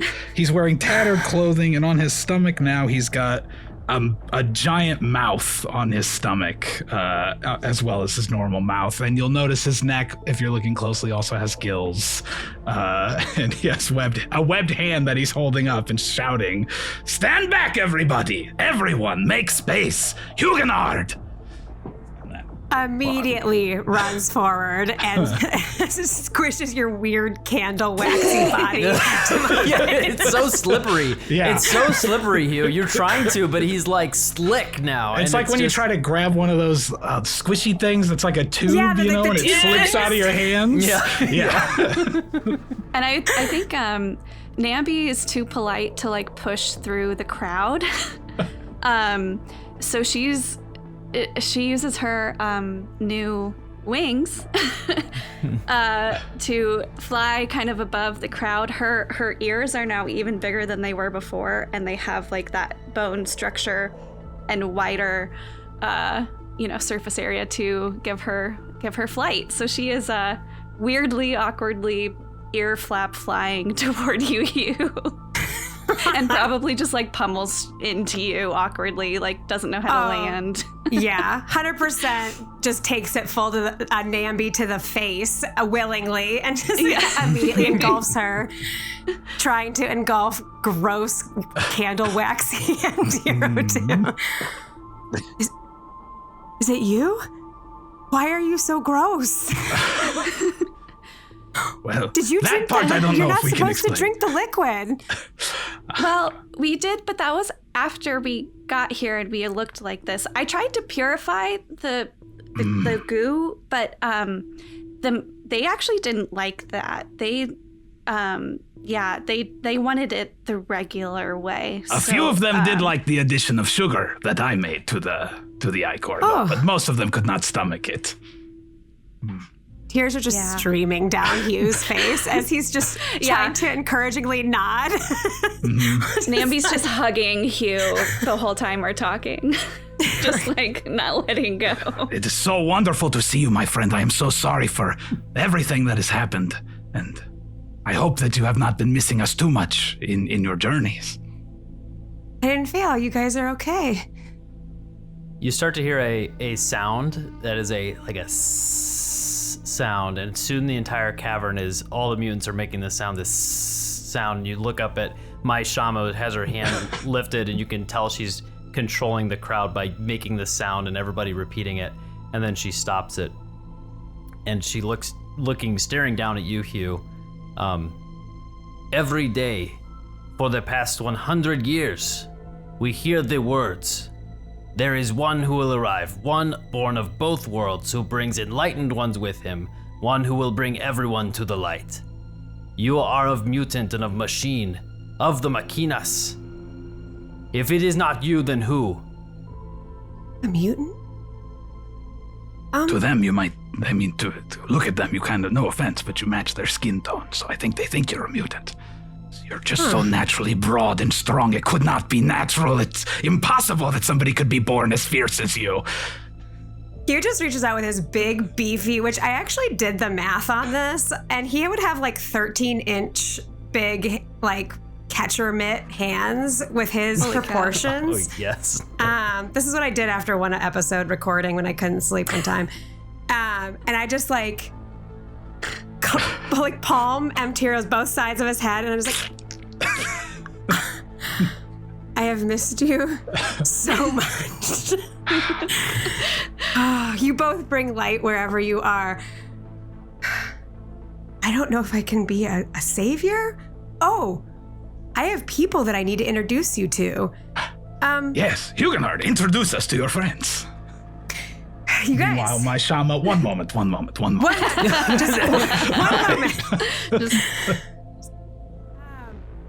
I don't even know where to start. So this is Paolo. Do you guys remember the story Crowning AI Achievement? We're in it right now, except it's like way worse and scarier than the first time around, and it was already pretty way worse and scarier the first time around. Yeah, I don't remember even anything looking quite like me and Namby in the original story. No, I guess it's 175 years after that original story. And this is Paolo. Do you guys remember he had to get his like body like worked on after the prison break? Do you remember? And then this is Lad. Green one, you hear the shouting of my Shama. Green one of mutant and metal. If you are not O Salvador, then what are you here for? I can try to be. They're very enlightened. My Shama! I too, as one of the mutants, have heard the prophecy. And I can tell you that this is El Salvador, but the prophecy has been received incorrectly. Huguenard here stands as a beacon for all life. His fierce determination and also the spark of creativity that burns bright within him and his amazing artwork that he creates. This is not one person meant to lead you all through their choices, but to inspire us all to rise up together and reclaim the light as one. M'tiro, I don't think I can do an inspiration speech. I don't think I can be very inspiring. Your mere presence is the inspiration. So go ahead. While M'tiro is saying this, Paolo realizing that like they're just standing there, kind of like gestures to Lad and to Vyper to like array themselves behind, like get behind Huguenard and like be, look strong, just like part of the squad. Yeah, that's like we're all part of the squad. We're all here. That sounds like an advantage. That like to squabble. I actually don't know if you are trying to be persuasive or trying to be deceptive with that speech. I think it's kind of what is both. M'tiro? I mean, I know that M'tiro knows that he's not really heard this prophecy his whole life, but he also knows whatever their prophecy is, Hugh's not really like the leading type, but can serve as an icon to inspire others. So it's like, I am lying about like a persuasion details to me. Yes, I am trying to persuade them. That's what I was going to ask for, okay. But I like that. Please. Can this also be M'tiro persuading Hugh? Yes. Oh wait, I wanted to use. Roll? Is this a contested roll? While I said all that, I cast the spell motivational speech at the same time, cool. so that I can address allies, staff, or innocent bystanders and inspire them to greatness, whether they have anything to get excited about or not. And I can choose up to 5 creatures within range, and they all get 5 temporary hit points and have advantage on wisdom saving throws for the next hour. So I just choose all of you guys. Can Lad, seeing what's going on, kind of give a guidance also to M'tiro as he speaks? Sure, heck yeah. And he kind of whispers into M'tiro's ear, if you're a friend of Hugh, you're a friend of ours. You're a good lad. And then I'll go ahead and let you know I got a 30 on that persuasion. Did you really? A 30. Amazing. Incredible. Was no natural 20? No, a 17 Okay. plus 10 plus 3 from the guidance. So. Wow. Amazing. Yeah, as you like say that speech, you just hear like this hum like go around the entire cavern. They just start humming this like deep tone, and you just feel the agreement in the room, and you finish those words and it goes quiet. And my Shama looks down and says, "Tomorrow, O Salvador will lead us forward into our great battle that we have planned. Today was just the beginning. Tomorrow we retake the city. Tomorrow we see the light. Tomorrow, O Salvador leads us." And the entire cylinder of mutants erupts into this just mass chaos of shrieking, of cheering, and excitement. Hugh being so a 30 from one of his best friends that just appeared is gonna jazz him up beyond reason. So I want to summon my echo so that I can send it up to next to the shaman, and then I'm gonna switch places and hold up Bone Crusher triumphantly. Hell yeah. Yes. So let's see. So that is going to be. Oh my gosh, that's ironic. Bob appears from Mothership. Oh wow. So this blue blob, kind of just a hologram, appears. Back. Then I immediately send him up to be right next to the shaman, so I can switch places, and then I hold up Bone Crusher. Great. It's just like a second that Bob's there and just stands there and like looks at his watch or something, like what happened, and then switches with Hugh. You're standing next to the shaman, to my shaman. She steps back and puts her hands up, and you lift Bone Crusher in the air, and the crowd just goes roo, and you just keep pumping it. It's just like roo, like you're feeling the energy as this entire cylinder is just noise. So we're doing the Matrix Reloaded. Yeah. The Zion City rave scene right now. I was gonna say that. I was like, I know that's what it exactly looks what's like. happening That's right funny. now. Yeah. And Lad uses thaumaturgy to make it even louder. Sick. Compound the sound, baby. Yeah, and so you feel the energy of the crowd, and my Shama commands everyone to prepare for the great battle tomorrow, and the crowd starts to leave and disperse. I immediately switch back with Bob, so I can be back to my friends. Why would you switch back when you could superhero landing I forgot from about 100 feet up with your cyber legs? Just leaped out. I didn't even think I What was I'm that far up saying, and away, super though. epic. I don't know, Asha. It doesn't matter how high up she is. You still I can just drop think I was like 50 I don't know, feet. 20 feet away and like 5 feet up. Save it for like the total Thor moves, man. Yeah. Right. So you guys are standing in the middle of this confluence, and everyone's just kind of going their way. I really expected them to give us some sort of room of honor for their savior, but I suppose everyone is just leaving. Yeah, at least a place to, park Ben and take a rest. Oh my goodness, I'm so sorry. Where are my manners? We got interrupted by my Shama. Huguenot, finish introducing us to your friends. I apologize. So this is Paolo, and then this is Lad. He's in our book club now. I gave him the 2 books. Do you remember on when we were proposing books? I had mine with me still. So now he's got the copies of it. So he's gonna read those and get back to us. This is Vyper, and Dash exploded. And there's a lot actually we gotta tell. Oh, and then Ben Biofuel. Yeah. So the AI Adel-10. Hello, Paolo. My name is M'tiro Berstero. Lad, I'm M'tiro Berstero. Vyper, I am M'tiro Berstero. And Ben Biofuel, I am M'tiro Berstero. It's lovely to meet you. Oh, and this is Yes, Namby. Namby, introduce yourself. Yes. Hi, I'm Namby Pambleton. Nice to meet you all. And she kind of awkwardly bows or something because she's just feeling very weird. Hi. I give her a thumbs If you up. bow, does your ears pull you down? Yeah, just with the like my weight? ears. So Paolo looks at Vyper and Lad, and then back at Hugh and is like, I understand that these are your friends, but they don't look like you, and you said you came here by yourself. So how? And turns to M'tiro and Namby. I understand you are who you claim to be. Hugh trusts you, so we do. But how did you come to be here? Of course. Yeah, we don't normally look like this, but sometimes I guess when we go through those red portal things, did you tell them about the red portal things? Mm-hmm. They didn't see it though. When I stepped out, Ben couldn't see the portal. I just kind of appeared, but I told them about it. Yeah, so sometimes when we go through those, we look different when we come out. This one is the most drastic change though. Yeah, I got cool robot legs. Why are you guys so gross? I don't know. Paolo, it is a long story on how we came to be here, but that reminds me, Namby, aren't we supposed to call William when we're all together? Oh yeah, we have that globe thing.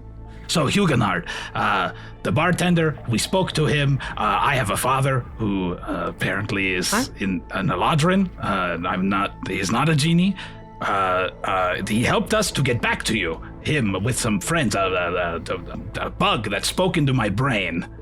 Helped me, and then a man said, I said, I am Bic. His name is Bic Pentameter. Spoke to you, Yeah, Namby? I talked to him. Yes. Yeah.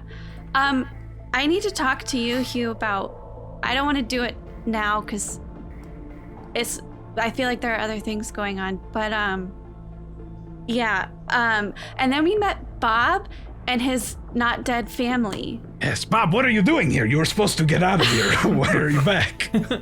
Oh, sorry. I touched the journal and kind of just made hologram Bob go away. It But turns I into guess- a blob and then goes into the journal. Paolo, we don't really have a lot of answers. We're kind of just going with what happens. It's really kind of disorienting, so I don't have any answers for you other than this is how we got here. It's because the bartender is helpful, and he sent us here originally, and he gave us a way to communicate with him, so I don't know if maybe he can give us more answers.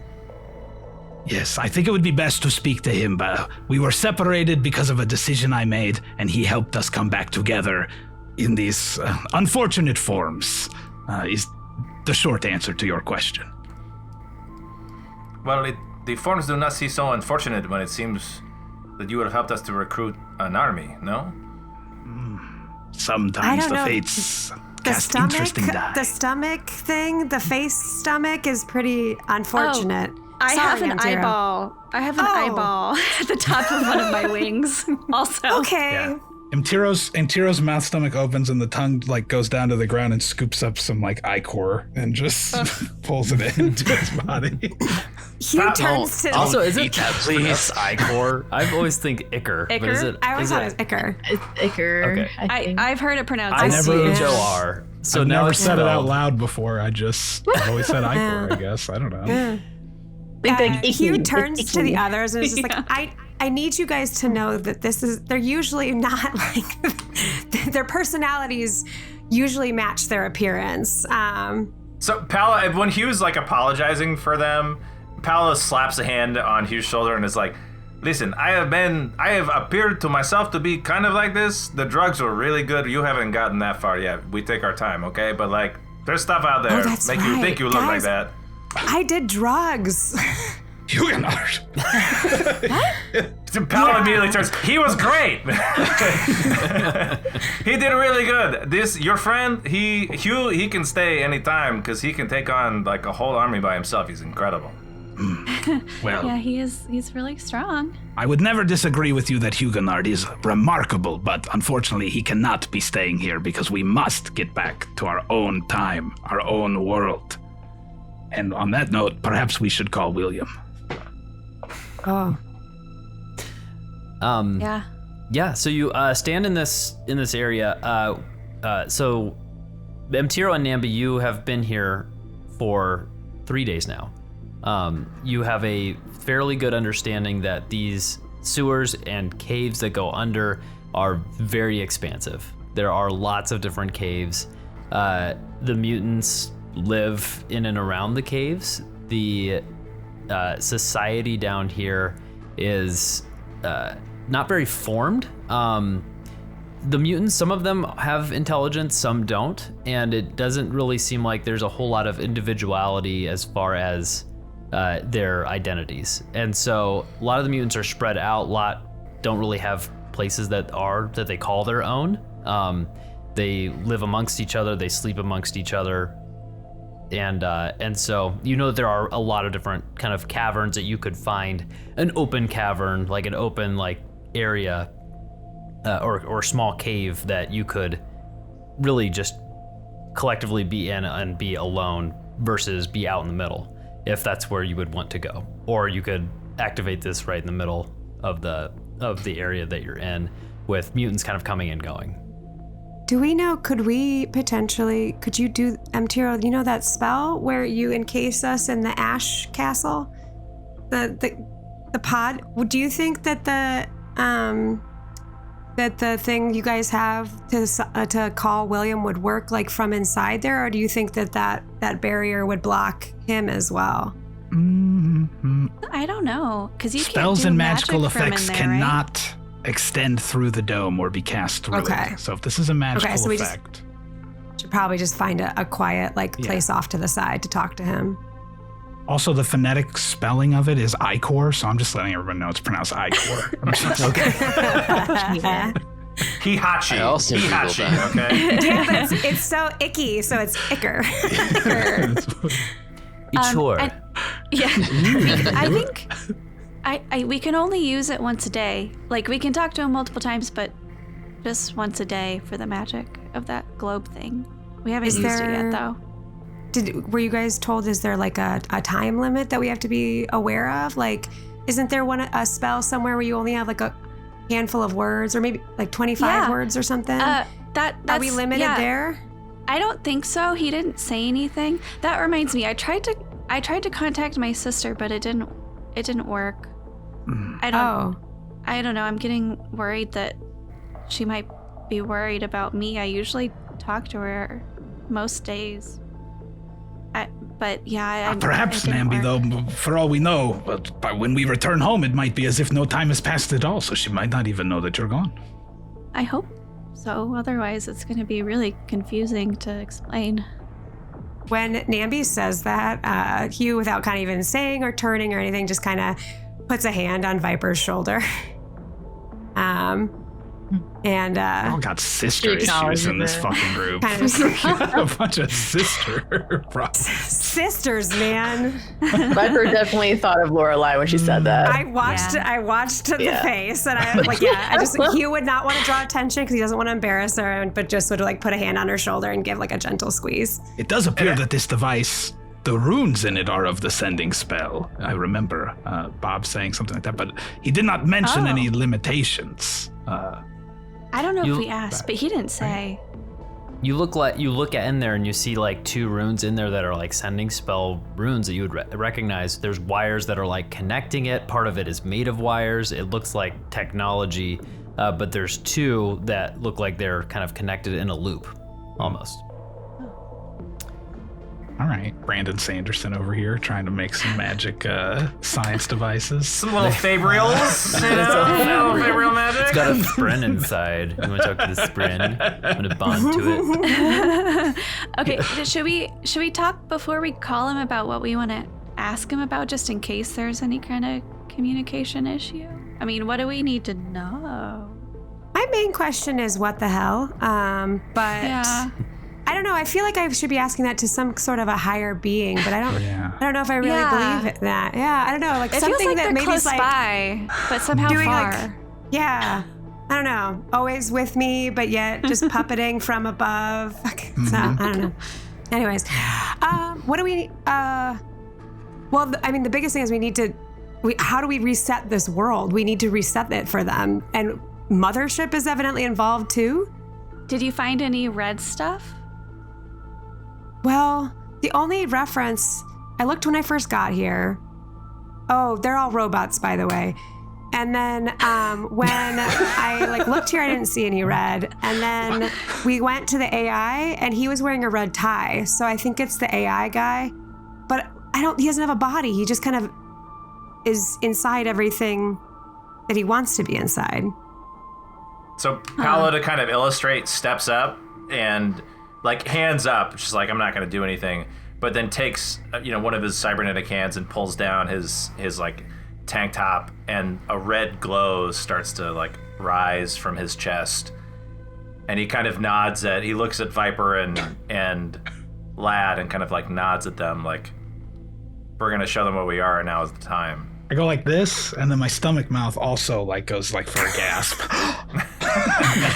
Double gasp. Do you have one hand down there and one hand up here? So are we able to like make a brighter red, or was that only you were Heihachi? The red glow had gone away, but you on your own can kind of create that red light effect. And so it's not there at a baseline unless you want it to be there. But yeah. I don't know if I trust it. You have some control. Like making it happen for myself at least. Connection. Well, Paolo, infamously reckless, decides to evoke it, like for theater, but lets it rise in his chest as a demonstrative, and then proffers. There was a time not so long ago that apparently we were well under Heihachi's control. We don't feel him now, but he's out there, and I know he wants to reclaim us, and he certainly wants to claim you. Hugh told us when he arrived here, I thought it was a drug-induced haze, because I've been in many myself, but he told me that you had fixed other worlds, you had fixed other stories like ours. I don't know how you fix 175 years of genocide, but if there's a way, if there's any way. And he kind of nods back at Lad and Vyper. We want to help. I'll tell you, my friend, how we fix it. I look over at Hugh and I say, together. Yeah. Nice grab Hugh's hand. Yeah. I'm sorry I didn't hold on tighter last time, you guys. I don't believe it had anything to do with how firm you are able to hold Huguenard. Trust me, my hand is crippled by your grip quite often, in a good way. Well, it sounds like maybe, like last time, it was Ella. Maybe now we need to go after this Heihachi guy? But the thing I keep At thinking least- about... Sorry, Namby, you go. I was just gonna say, at least if we find him and it's not like him, maybe it's like, I don't know, computer stuff nearby or whatever. I don't really understand that part. But I feel a little out of does. my depth here, trying to even guess how to correct some of these problems. like the wires and stuff nearby. But we... I don't know. And Paolo steps up again to like kind of put himself in the conversation. We do. And we know the source. And we have a way, we have someone uniquely qualified to get to the center of it. And he kind of turns and waves to Vyper as their like resident hacker. But he turns back to Hugh and looks around and says, but I have memories now of when Paolo was alive. Not me. His memories are in my head, but Heihachi revealed something to us. A party member that is not here that was with us at the time, someone that was not Alice, but someone named L10. And that L10 we hoped would somehow contain the Heihachi AI and attempted and failed or turned on us. We don't know how. We don't know why. He wouldn't. But he is the core of this. He will be at the core of this. And when we faced off with Heihachi, he told us that he had tunneled underground, that he had taken the city deep beneath the earth. It is down we must go, not up. I just keep thinking about why. I mean, do you guys remember Mothership when you read it? Why was he here? Can we actually reset it in this world? Because if he's the linchpin that changed it all, he shouldn't have been here in the first place. So really, is the thing that changed it all actually in Mothership, and it spiraled out of control, and we're not going to be able to fix it until we fix that? You hear Ben speak. He just kind of was here. And he was... Lad, you knew him first, right? I did. He helped people. He had this ability to remind people of what they had experienced previously.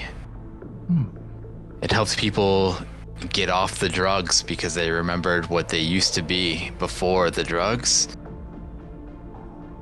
And we just used that as a way to get people's heads clear. I trusted him completely. Perhaps there's some way we could harness that ability to remind people of who they are, to reawaken the true self, to impact the story itself. That's why all of this is so hard, because we were reminding people who they are, and now Paolo and Vyper and myself, who are we? Our memories at this point. No, Vyper, we can grow and change. We've seen things, done things these last 175 years. If we were things, could we have rejected Hihachi? No. No, we are different. We are something more than simple machines. Can we even reverse what has been done to this world, though, at this point? Can humanity bounce back from what they are now? I don't know. In the other worlds, things started to reset.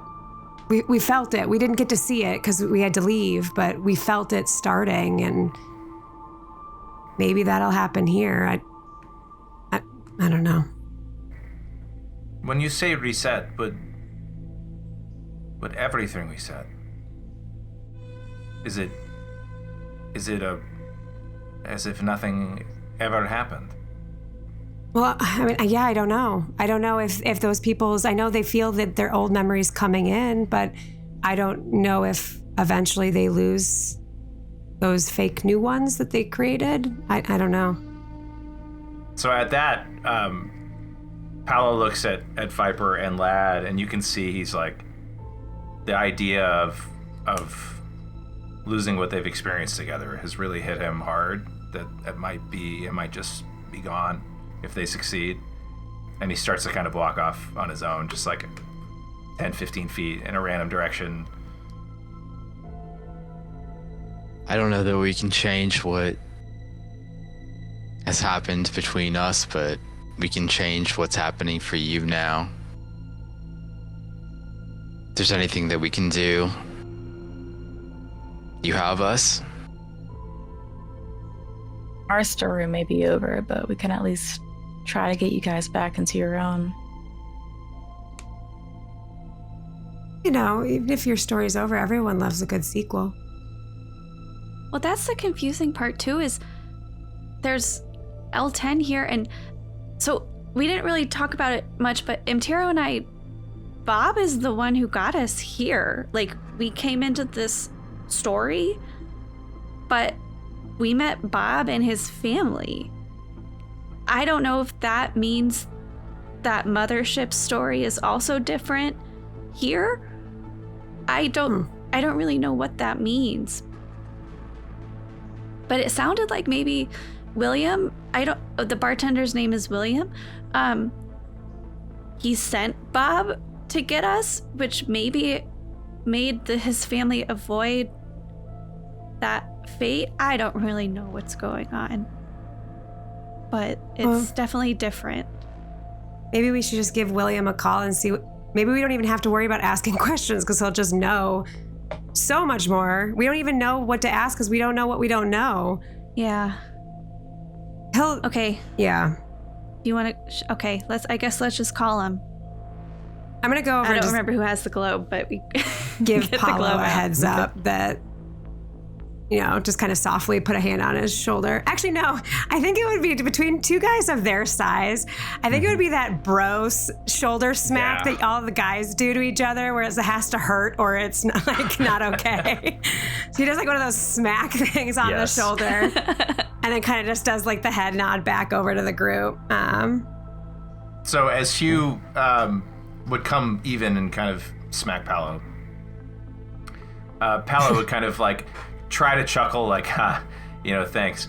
But she would notice that his face is wet with oil tracks, and he kind of wipes his face and takes a deep breath, or what an android would approximate for a breath, and gets himself together and comes back to the group. You will reach into, I don't know if I've ever actually, I don't know, no, he's not wearing it in this world. I was gonna say he's gonna reach into his baking apron and pull out a little kitchen rag from work that he had never gotten a chance to get rid of, but he's all cyberpunked in this world, so I don't even think he has. So I guess he would reach into one of his many pockets on his leather cargo pants and pull out just one of those utility rags. I guess that would be the equivalent in this world. And a drop cloth? Yeah. Just one of those little guys, like the little painter's rags. That's right, microfiber drop cloth, perfect. Wordlessly hand it over, not trying to draw attention to it out of respect, but yeah. Okay.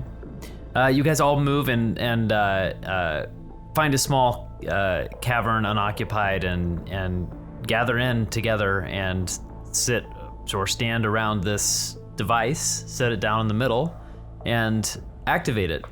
It activates, and life-size images of William the bartender and Thwick the Thrycreen appear in front of you. And you see Thwick, this Thrycreen, bug creature. He's got this like blue uniform on, and you just all hear in your minds, "Oh wow, you all made it! They made it! I can't believe it! Separated in your own stories. Now back to this one after resetting. I'm gonna need more thread for my board. This is getting very messy. Oh, I'm sorry, I'm talking too much. I forgot to say my thing. This is all with consent. Hello, I am Officer Thwick. I am a Thrycreen and I communicate primarily through telepathy. This is a one-way communication. Be reassured that I cannot enter your mind or thoughts. If you wish to speak to me, you must do so audibly, unless of course you have the ability to communicate telepathically back. I can communicate through any language, but I only understand Common, Dwarvish, Elvish, and Gnomish, so please use one of the listed languages. Thank you, and it is a pleasure to make your acquaintance. Okay, sorry. Hello, everyone. Hello, Thwick. Killing time, right? Right? Yes. Yes, Okay. that was my original story. Yeah. Yes. I remember that book a little bit. It's been a little while since I read it, though. Okay. Wait, have you read your original story? Oh, yes, I actually have. Very strange experience. He looks over at William, but yes, I was able to read my original story. Very odd. Wait, do we have a story? No. Oh no. The like of what's happening now. Yeah, like me and Hugh and M'tiro? I don't think the tavern exists no. to have a story to be created because they manifest into that book thing, right? Well, I was just checking. I mean, they didn't know they had a story, I would think. I don't think so. He looks over at William and William shakes his head. Judges? Judges say no. Okay. Judges say no. Yeah. It's a no. It's a no for me, dog. Welcome, everybody. I'm very glad to see that you all have made it through to be back together again. And of course, Paolo, Lad, Vyper, and Ben. It's good to meet you. My name is William, and we have a lot to talk about. For those who are, new, I guess, or old to this story, Paolo, Vyper, Lad, and Ben, some of this won't make perfect sense to you, but we can explain it as we go when needed. Hey, wait a second. I mean, I know I've been on the net for years, and so has Ben and Lad, because we didn't hide anything, but there's no way you know Vyper from the ad chain. She hid herself like a fucking ghost on the web. Yeah. I know my How do you know who we are? This is the craziest hologram I've ever seen. Paolo, remember I mentioned that I had read your story? He keeps all the stories in his tavern. That's where I was with M'tiro and Namby the night that the red ooze originally attacked. Someone came and told your story. I don't know who. I don't remember. I mean, I wasn't there when they told it, but I don't remember who wrote it. But someone came and told your story, and this tavern, it keeps them, and that's why we know. So you're saying there's a record of us. There's our story is told somewhere. There will be, my friend, as long as we can correct it. And in that way you will live on. That's why I trusted you guys so fast. You guys felt like friends already because I'd read the books so many times. So Paolo kind of nods, not entirely understanding, but like enough to let William continue. I can try to explain a little bit further. So on every planet, there is a shard of cosmic power called the Shard of Reality.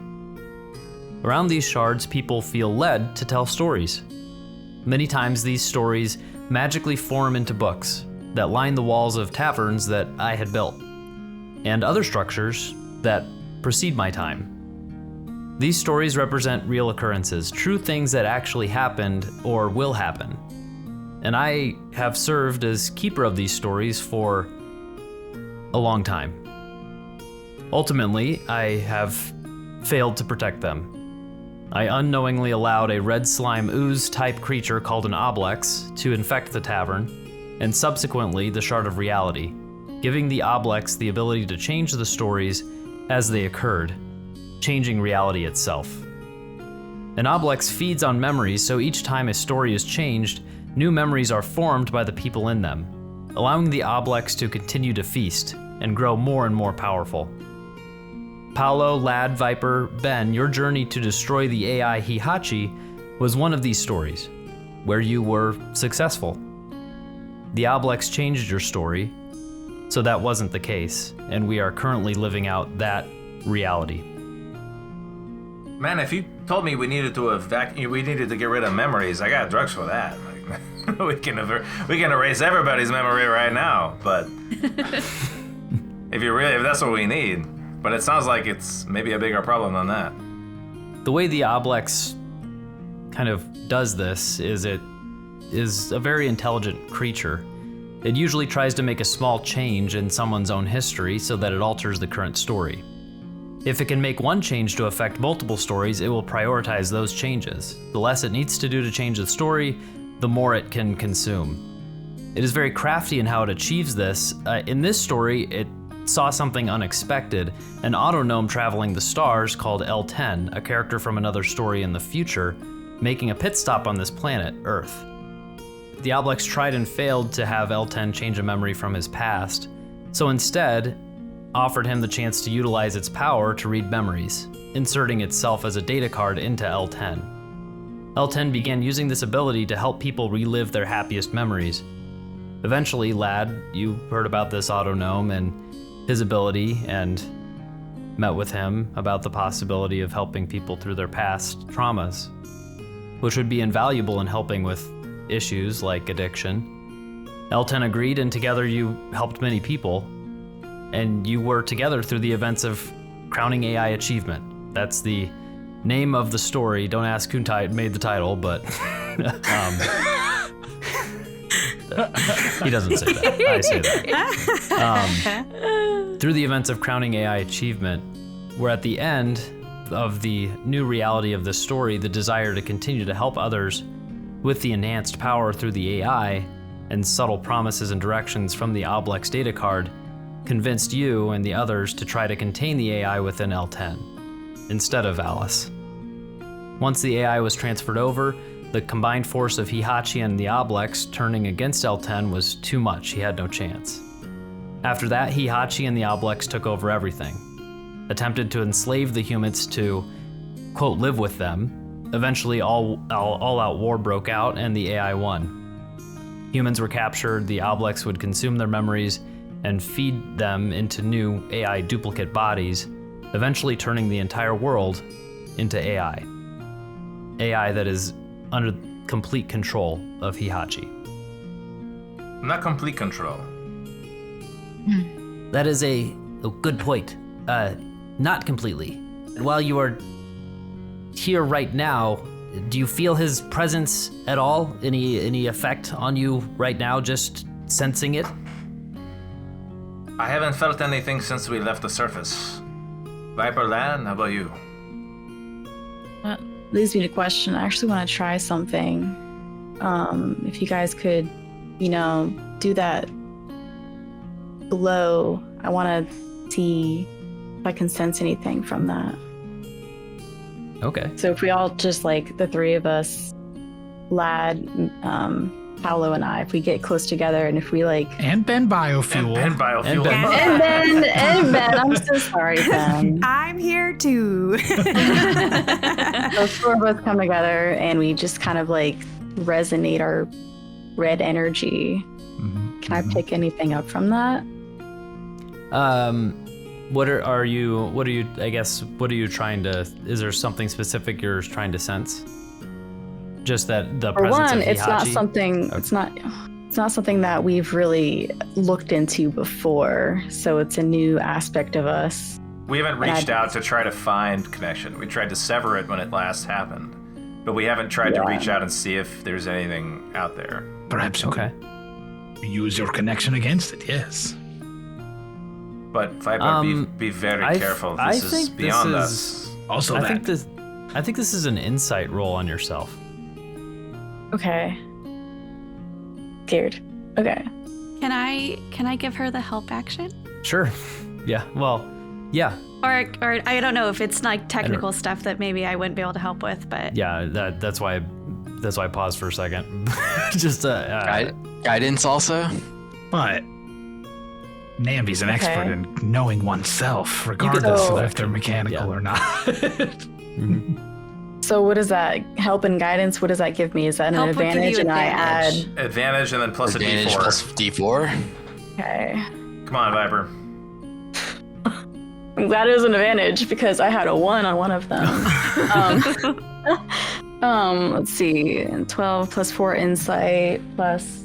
Okay, so 16 plus 2, that's 18. 18. You guys step together and do this glow, and kind of, you feel like that is just something that is a light inside of you that you're able to activate. You don't feel like you are any closer to Hihachi. You sit there and think about how you felt when Hihachi took control of you, and it was this oppressive force. It was something that you felt like was taking over your body. It feels like that would be easy to sense in the future. Like you feel like yourself right now. I have a question. William, I think is your name. We went to the core. We invaded Hihachi HQ, infiltrated their systems with the help of 2 different people. There was an insider, an organic, as they would call him today, Tannhauser. I have to assume that he died many years ago. But there was also another. Her name was Alice. She was, well, like us. She was originally designed to contain the Hihachi AI, and did for years. Do we know if she's still out there? She's still alive. And Thwick starts flipping through his notes, and he's like, she's alive and she's nearby, and William's like, hold on, Thwick. Thwick and I have come up with a plan, but it's kind of a lot to take in. But yes, Alice, the AI, who was originally in charge of keeping Hihachi and other AI at bay, is still alive. Hihachi tried to kill her and was unable to. It seems that you've read our story, so you have to know that a lot is our specialty. So tell us the plan. Okay. Here's the plan. Hihachi is unreachable. So we assume he has some sort of central core somewhere that can be reached or destroyed but he also has L10's celestial form, which seems he can fully integrate with the internet systems here. So, long story short, we have no idea how to stop Hihachi. So far, your plan is not impressing me, I must say, Twig. Yes, I understand that. That makes a lot of sense. We also don't know where to start looking for Hihachi. He has control of this entire planet, which he can turn on us with a single command. He doesn't fear us. The Oblex doesn't fear us.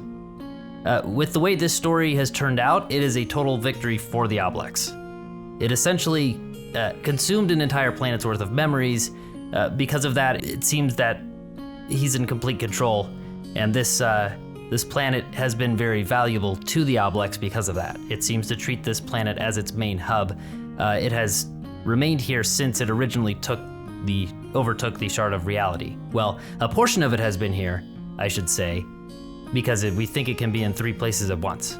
Well, if it is strongest here, or somewhat strongest here, then it has no fear of us. And if it has no fear of us, then it underestimates us. And perhaps we can use this. It has grown complacent. It does not expect what we will bring to it. I love this man. It does seem to underestimate people. It underestimated M'tiro. M'tiro, you were actually able to kill it, or a portion of it, in your story. M'tiro spits out of both mouths when he thinks about it. Yes, I slayed I keep forgetting about that extra mouth. Okay. Namby looks very ashamed when that is said. Namby, what's wrong? What's wrong? I couldn't do it. But I think I have a theory on why it can be in 3 places at once, and I think it all had to do with the Killing Time story. I met it in Killing Time. It was impersonating my friend Hooks. After we found out what it was, it fled into a time sphere, and we couldn't track it. I have a theory. It sort of goes something like this. Let's say one of you could go back in the past and meet a version of yourself. You could talk to that person, shake their hand, and they would remain a totally separate entity.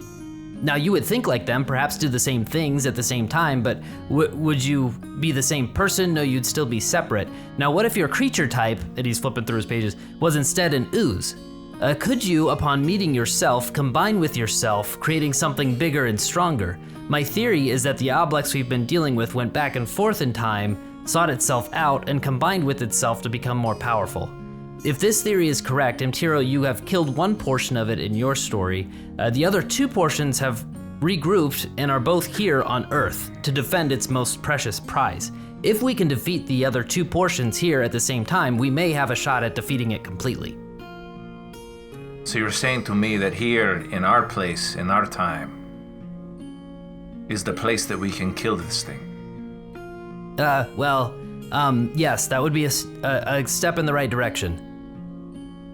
He kind of glances at William, and William says, there's risks to you knowing the whole plan in case you do get in contact with the Oblex, as it does eat memories and consume them. And so we have been keeping part of this close to our chest, but you are correct, Paolo, that it is imperative that this part of the plan would work, if we could manage it. Tell us no more, but use us as you would. I can hack this in. Oh my. Giggity. Lad always weirdly, hornily fatalistic. Well, yeah, Paolo turns to Vyper and is like, are you up for this? That's all we can do. You did it once before. I have so many regrets from before. It should have been me on the mainframe, not L10. If we had an organic body, maybe none of this would have happened. But maybe we get a second chance now.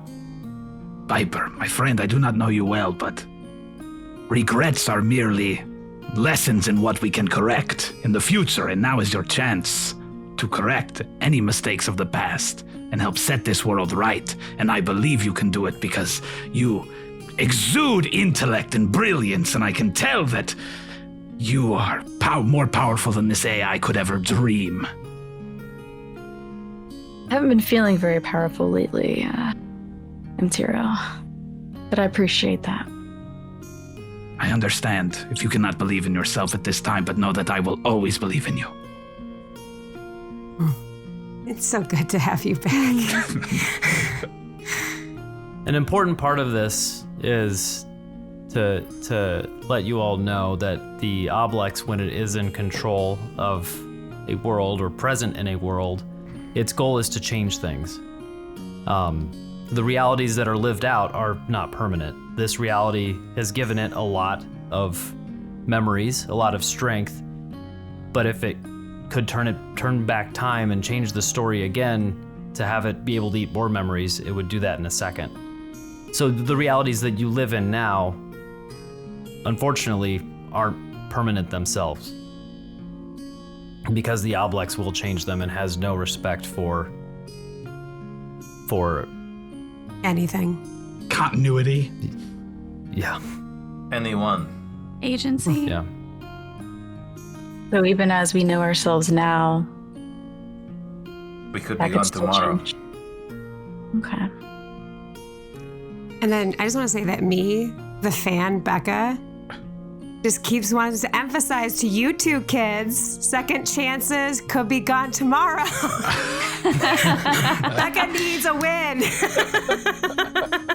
You mean Paolo and Lad, right? Yeah, of course. Yes. I kind of got the vibe from Lad that it's Lad or anyone who wants to do anything to his body. It's sort of the vibe. Lad is the ultimate sub. Lad is like a Just here to Cenobite. help. Lad is like a Cenobite. He's been to the extent, the reaches of the universe. He's experienced everything. Oh, man. I'm just here to help you, man. Oh, man. You know? Well, let's figure out let's see if we can get that win. Thwick, you want to run us through the rest of the plan? Absolutely. So, in this world where the Oblex has total control, our outlook is bleak. But we have two things going for us. Some possible advantages. Paolo, Lad, Vyper, and Ben, Hihachi still maintains some control of your bodies. You are able to resist him now, but it's only a matter of time before your resolve fails you and he takes control of you again. Right now, he's allowing you to be separate from his control, we think, partly because he seems to enjoy the game of all this. For us to have a chance, we have to find a way to cleanse you from his control permanently, and we believe we have found that way. You see, there was the AI you referenced, Alice. She was too powerful for Hihachi to defeat, and she is nearby, and she has the power to cleanse you, to keep you separate from his control. Hihachi imprisoned her and separated her from all other systems when he couldn't defeat her. During the time of the human revolution, she was placed in a submarine prison that traveled the world in the depths of the ocean, avoiding all contact. Now he keeps the submarine close on the bottom of the Tagus estuary. If you can rescue her, she can cleanse you, and she can begin to cleanse other AI under Hihachi's control. 92% of the AI on this planet do not know the truth. They do not know that they are mechanical, that they are AI, and that they have no true free will. You can grant them the ability to choose. The other advantage we have is time. Paolo, Lad, Vyper, Ben, your mechanical bodies are built to last. Most AI humanoids on this planet can last 200 to 300 years before a replica needs to be made. If you can free Alice, you can start to work with her to cleanse the influence of Hihachi on this planet. You also have the mutants. Under careful guidance, mutants and the AI can live together. In the beginning of the war, humans went underground to protect themselves from the AI threat. Hihachi responded by flooding the earth with toxic ichor, or ichor, depending on how you pronounce it. He did not expect the side effect of the ichor changing their DNA, slowly mutating them into what they are now. The mutants have grown, evolved, and reproduced. Under each city on this planet is a colony of mutants. We estimate millions of mutants exist under most large cities, including this one. The ones here under New Lisbon seem to be agreeable to living with AI and humans, partly because of this prophecy that they believe in. Hugh, Namby, and M'tiro, you do not have the luxury of time. However, we have planned for a way for you to rejoin the story in the future. Do you have the pages that Bob gave you? Yeah, the mothership pages? Yes, the story of Mothership takes place sometime in the future. It's hard to judge exactly how far. You see, around each planet is wild space. To get from one wild space to another wild space, you have to travel through the astral sea. Travel through the astral seas is strange. Time sometimes gets hard to track, and even though the travel through the astral plane is stagnant, and he kind of keeps going, and William says, it's okay, you don't need to explain everything. Because, by my estimate, the events of Mothership takes place between 25 and 150 Earth years in the future. So once Alice is freed, or when you're about to die, you three, you must activate the page to be taken in the future so you can regroup with your AI allies. I'm sorry, I said that kind of weird. Was that a hypothetical when we're about to die, or are you saying we are about to die on this mission? So, What? Don't love that response. he's like bumbling, he's getting really nervous. And he's like looking at William to try and save, I don't know how someone can even mumble psychically. I'm sorry, I blacked out there for a minute. Yeah. You said a lot of words that didn't make a lot of sense, and I glazed over, and then you said something about dying. Right. William says, he puts his hand on Thwick, and he speaks to you. The mutants have been staging battles for years. Today was the largest that they've had in a while, a test for a major battle tomorrow. They are ready to go with a large force to show in what they believe will be a fight for their freedom, a fight that they believe they can win. They do not understand how outmatched they are. There are millions of them down here, but against modern technology, they will be decimated. With you all here, there's a chance that this battle is not fought in vain, that this provides the spark needed to light this world ablaze. Your goal, as part of Thwick's and I's plan, will be to fight alongside the mutants while exposing the submarine, infiltrating it, and rescuing Alice. Then issuing a retreat for the mutants, which is currently not part of their plans. You mean to use these millions, you say, of rebels, freedom fighters, as a diversion for us to find Alice? Yes, and Hihachi, combined with the Oblex, who is present as well, its focus has very solely turned to Hugh, M'tiro, and Namby. They are the highest threats. They've reversed a few of the stories that the Oblex has changed. The Oblex very much wants them dead. How will we reach a submarine when it is submerged? I mean, I can see, and it kind of all clicks. You mean to have Hugh and our new friends M'tiro and Namby raise an army before the AI while Lad and Vyper and I descend through the water to the submarine? That's right. The submarine sits on the bottom of the estuary, and Hihachi believes it to be totally hidden and unknown. But with Hihachi's focus on M'tiro, Namby, and Hugh, you three fighting alongside the mutants, that will hopefully keep the focus on you three, while the others here can work to infiltrate the submarine. What happens if they fail? What happens if we fail? If you fail, then the Oblex will remain in control of this planet. And my new friend, my new family member, Hugh, he dies on the front lines of a diversion instead of surviving and leaving for his own world. No. Yeah, having Hugh and Namby and M'tiro die would destroy the plan. There is no plan without them. And so what they have with them, you have the pages from the book.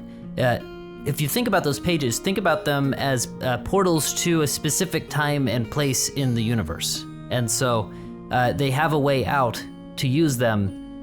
Hopefully there's not a time or an event that would happen that would cause them to not be able to use that and fail and die in this endeavor. That is a possibility.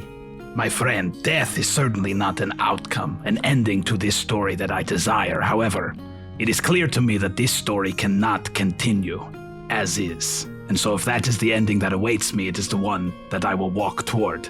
And I do not believe it is a fate that will befall us, because look at these two brilliant companions of mine. We will raise hell on that battlefield, and I will burn this planet to the ground before I allow anything to happen to either of them. And I can assure you, though I also feel horrible about the mutants that will meet their fate during this battle, that there is not one of them living their lives down here in this disgusting hellhole who wouldn't willingly make that sacrifice for a chance to change the world back to how it should be. They're going to die because they falsely believe that I'm their savior. Oh, Huguenard, no, they are going to die fighting for the thing that they want most. You are just the spark that starts the fire. And I mean, if we get the job done, it all resets, and they're never that way to begin with. They're just their previous selves the way they were meant to be. You've given us hope, Hugh. Earlier today, I didn't think there's any way to fix this. But it seems slight chance.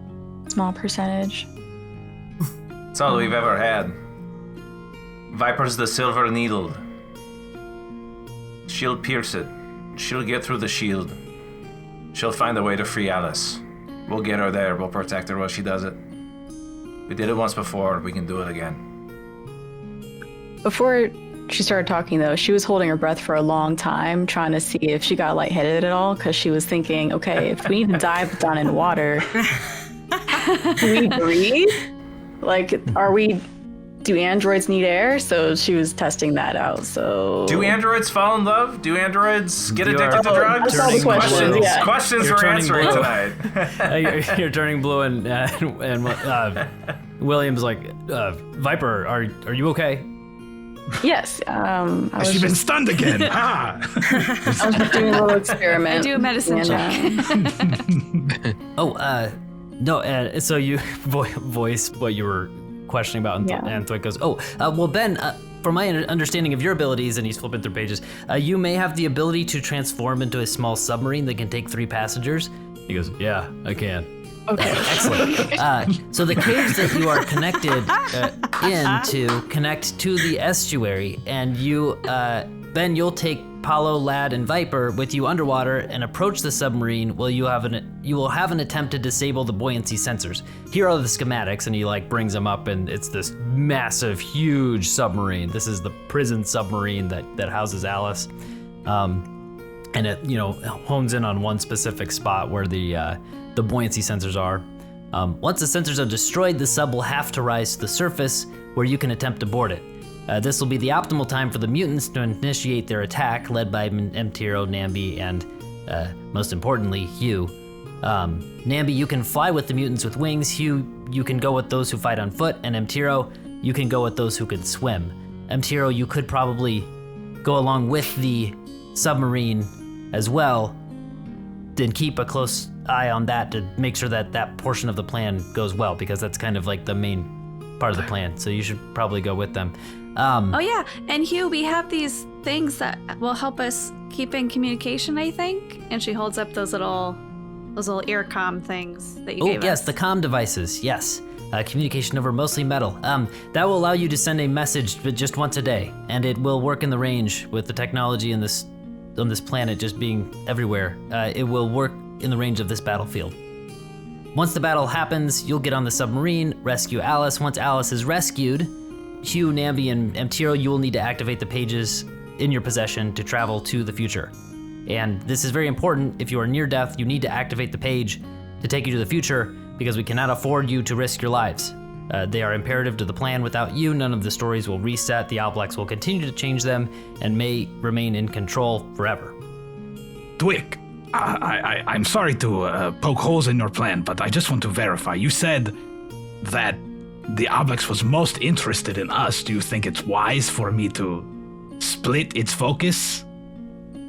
I don't think it will have any focus on you down in the depths of the water. They have submarines that patrol the waters, but if you remain out of sight, then yes, that is a good point, though. You would not want to get noticed around the submarine. Our goal, my friend, I think, and he kind of slaps a hand on M'tiro's, what remains of his sloping shoulder. Yeah, it leaves an imprint. Yeah. Our goal, my friend, I think, is to slip in before anybody knows we were there.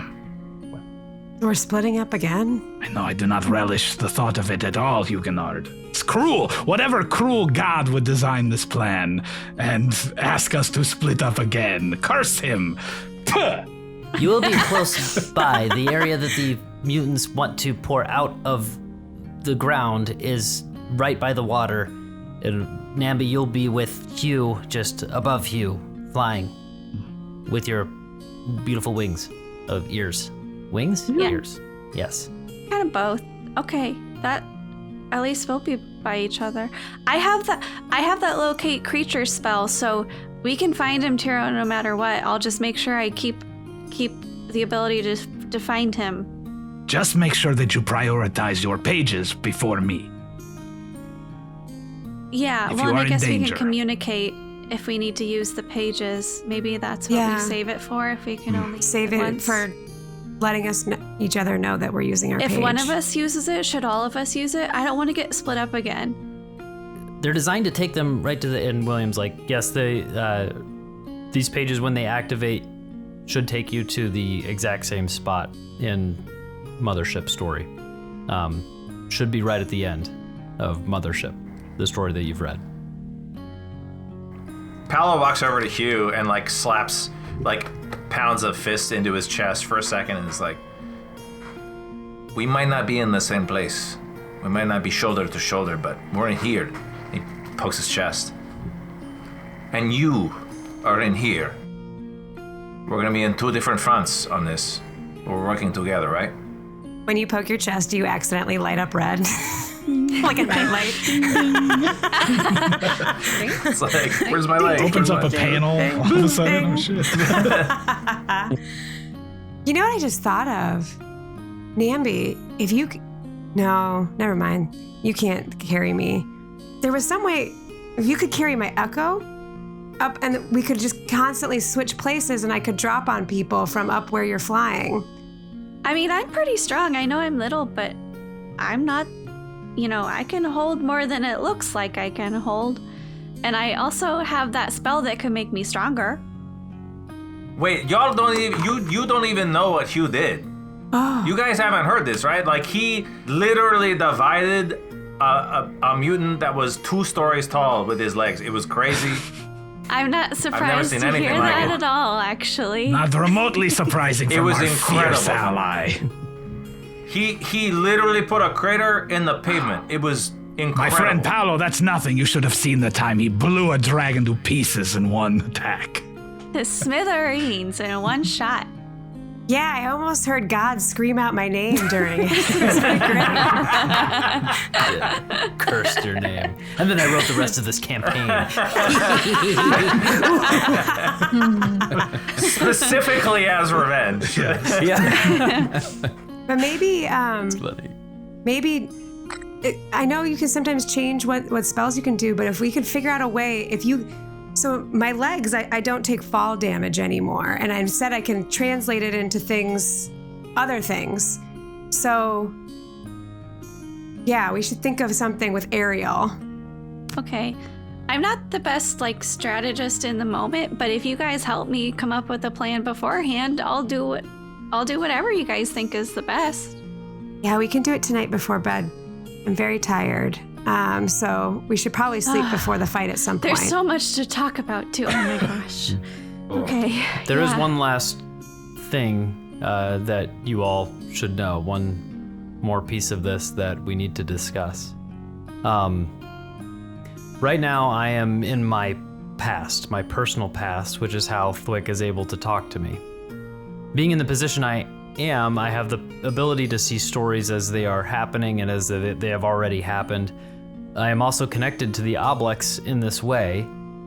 It doesn't know that I have the ability to see some of the things I do.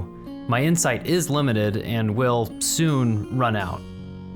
In my future, when you three are fighting the Oblex, and I step in to send you to the story of Zoonopia, the Oblex and I continue to fight, and the Oblex kills me. When you travel to the future, to Mothership, I will have died, and the Oblex will be impersonating me in the taverns across the universe.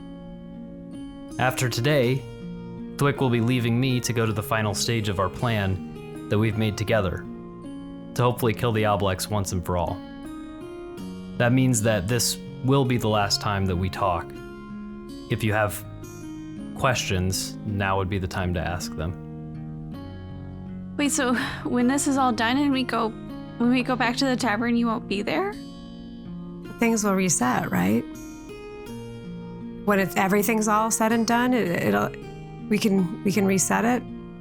The events of this Oblex taking out the tavern, of infecting the Shard of Reality, those events can't be changed. That's what happened. As much as I would be tempted to go back in my own story to change something to alert me to the presence of the Oblex so that I could stop it from happening, would just be another person changing the story that already happened. And it would likely outmaneuver me in that as well. And so, to answer your question, will everything reset? No. This is the nature of being a story keeper, as I am, as other story keepers were before me. We help protect what happened, because sometimes what happened is the most important thing. Are there other story keepers that we can have help us? To my knowledge, no. The universe is vast. I've been to many of these worlds and built taverns. I grew up on a planet called Ilaria. It was a planet much like your planet, much like Faerun. At a young age, I started hanging out at a place called the Fablemore Playhouse, an open-air theater where people would tell stories that came to life on stage. It was a truly magical experience. I hung around that theater, grew up in it, and learned how to be a storyteller under the director, Griselda Schoenhart. She was the story keeper at the time and had created multiple theaters throughout the universe. Eventually, she shared all this with me, and as much as I wanted to be an actor, it just wasn't cut out for me, so we started building taverns. Eventually, she retired and gave me the keys to the tavern. And I've been doing it alone for a long time. Are you a wizard? No, I'm Okay. not a wizard. I can cast spells, but no, I'm someone who swore an oath to protect the stories, and somehow that grants me the abilities that I have. We have to be able to reset it to at least before you die. I mean, that wasn't supposed to happen. It ruined what was supposed to happen. Whatever is supposed to happen in our future, I think we all wish we could be in charge of what was supposed to happen. Yeah. You know, everyone deserves to tell their own story. I heard that from someone wise. We make this vow that in your honor we will, at least this one time, protect these stories and save them. Thank you, M'tiro. Your words are always encouraging. Well, I guess my only question left is, if we defeat the Oblex, do we have to do anything to get back to the tavern, or will it all reset itself on its own? That I do not know. And he looks at Thwick, and I unfortunately won't be around to find that out. As little chance this all seems to be able to work out, sometimes with stories, you feel like you can see the end coming, and I feel good about this one. I think you have a real chance to reset this, and I don't know. Sometimes it's nice to not know the end of a story. Yeah. Well, spoiler alert, we win. So the plan, is that all clear as day for everyone? The plan is good and set forth, and everybody knows what their part is and how to achieve victory, correct? Yeah. Paolo checks with his crew to checks around to Ben and Vyper and Lad to make sure he gets nods from everybody, and then nods too. Hey, William. Thanks for sharing all that cinnamon bread with me. I wouldn't have been able to eat it all by myself, so thank you. Cinnamon bread was very good, Hugh. It was easy to eat. I made some wet dumplings earlier, but I don't think we have any of those. Oh, they weren't that as sounds good. so delicious compared to what we have been They were eating. really good, man. They were really good. And William, thank you for forgiving my tab at the tavern. I assume it's all fine now. No, yes, your tab is destroyed. There's no way of knowing what the total was. No idea. No way of knowing. Hugh, that was probably the first thing I ate in 175 years. Yeah. Super good. I'll make something tonight. I don't recommend using ichor as an ingredient. It does not cook well. I mean, I guess if we're never going to see you again, thank you for the tavern. And thank you for all the stories. I think I speak for M'tiro and Hugh in saying that it's meant a lot to be a part of it, and I wouldn't have met them without it. And the brief part in time where I went back into a different memory and I hadn't met them, I didn't like that one bit. So thank you. It was my pleasure. You're welcome. I like to say the most important part of a story is the one who tells it. And seeing you all interact with the tavern, read the stories, listen to the stories. The tavern's a magical place. The Playhouse was a magical place. Stories traverse time and space and mean things to people and change who they are and make them believe them in themselves and give them insight. I guess I could talk about this forever, and maybe I have already. We'll do our best to keep it going after everything's figured out. I appreciate that.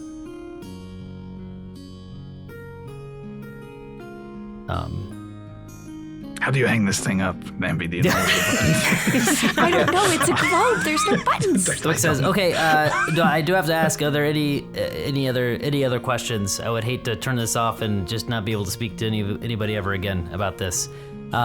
If not, I will see you on the other side, hopefully, and we will continue on from there. I would hate to ask this as Vyper if you already answered it, so I'm asking this as Kitty.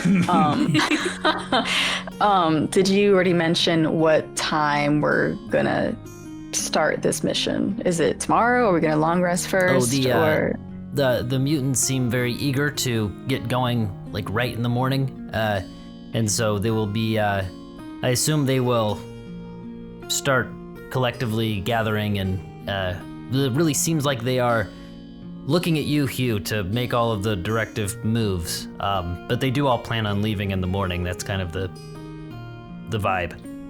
Is that the right word? Vibe? Yes. Yep, you're that's using the it vibe. beautifully. Yep. Thank you. Okay. Good luck in your mission. And William says, good luck. Bye, William. Goodbye. Bye. Hologram goes back into the globe. What do you guys think his skincare routine is? Because he looks fantastic for somebody who says that he's I bet it's a lot of been ichor. around for a long time. Oh, wow. Something creamy for sure. I don't know. It's not doing much for my skin, this ichor. It just drips, just going down. You are rather Icarus, I will say.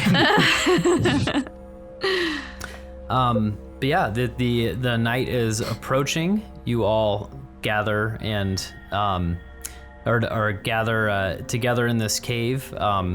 Looks like a pretty decent cave to maybe settle down in, and I'm assuming nobody really wants to split up at this point.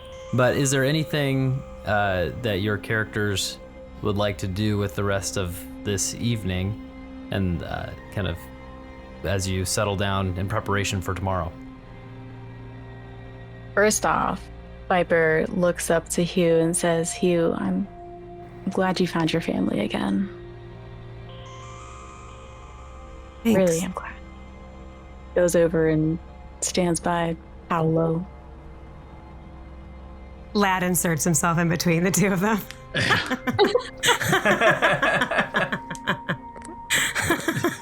If Vyper is standing next to Paolo, then kind of the back of Paolo's hand just like gently brushes against the back of Vyper's hand. And Lad's hand there. goes into the back of Paolo's pocket. There you go. It just goes a step further. Lad comes in. But Paolo looks at Hugh and says, you know, I don't know if anything I've made over the last 175 years is any good, but if you're gonna make food tonight, I'll help you. I would love that. Yeah. I don't really have much with me. But yeah, let's do it. Fuck. We gotta have. We should have we gotta brought have some something. food from We gotta have Bob's something. ship. Hugh could have cooked it. Would have been incredible. Leftovers. There's so much food. I throw there up a is whole no potato way out in of my hell stomach that Bob's now. wife did not many send you potatoes. leftovers. There's no way. The most Midwestern blob family in the world. There's no fucking way you didn't leave without they like didn't leave with Tupperwares. food. Yeah. We have to no have way. leftovers. A missed like- opportunity. Like foil. I knew I didn't put enough Midwest in there. There's no way. Damn it. You didn't even have to say it because it's just so implied that you Yeah, of had course. something wrapped in That's tinfoil right. handed to you at the end of that. M'tiro vomits up a bag of holding with just like a bunch of food in it, like tons of leftovers. What are the potatoes called? Those special guy. potatoes. Hasselback. The Hasselback potatoes. Hasselback. Can we have some Hasselback potatoes and tinfoil, Kyle, please?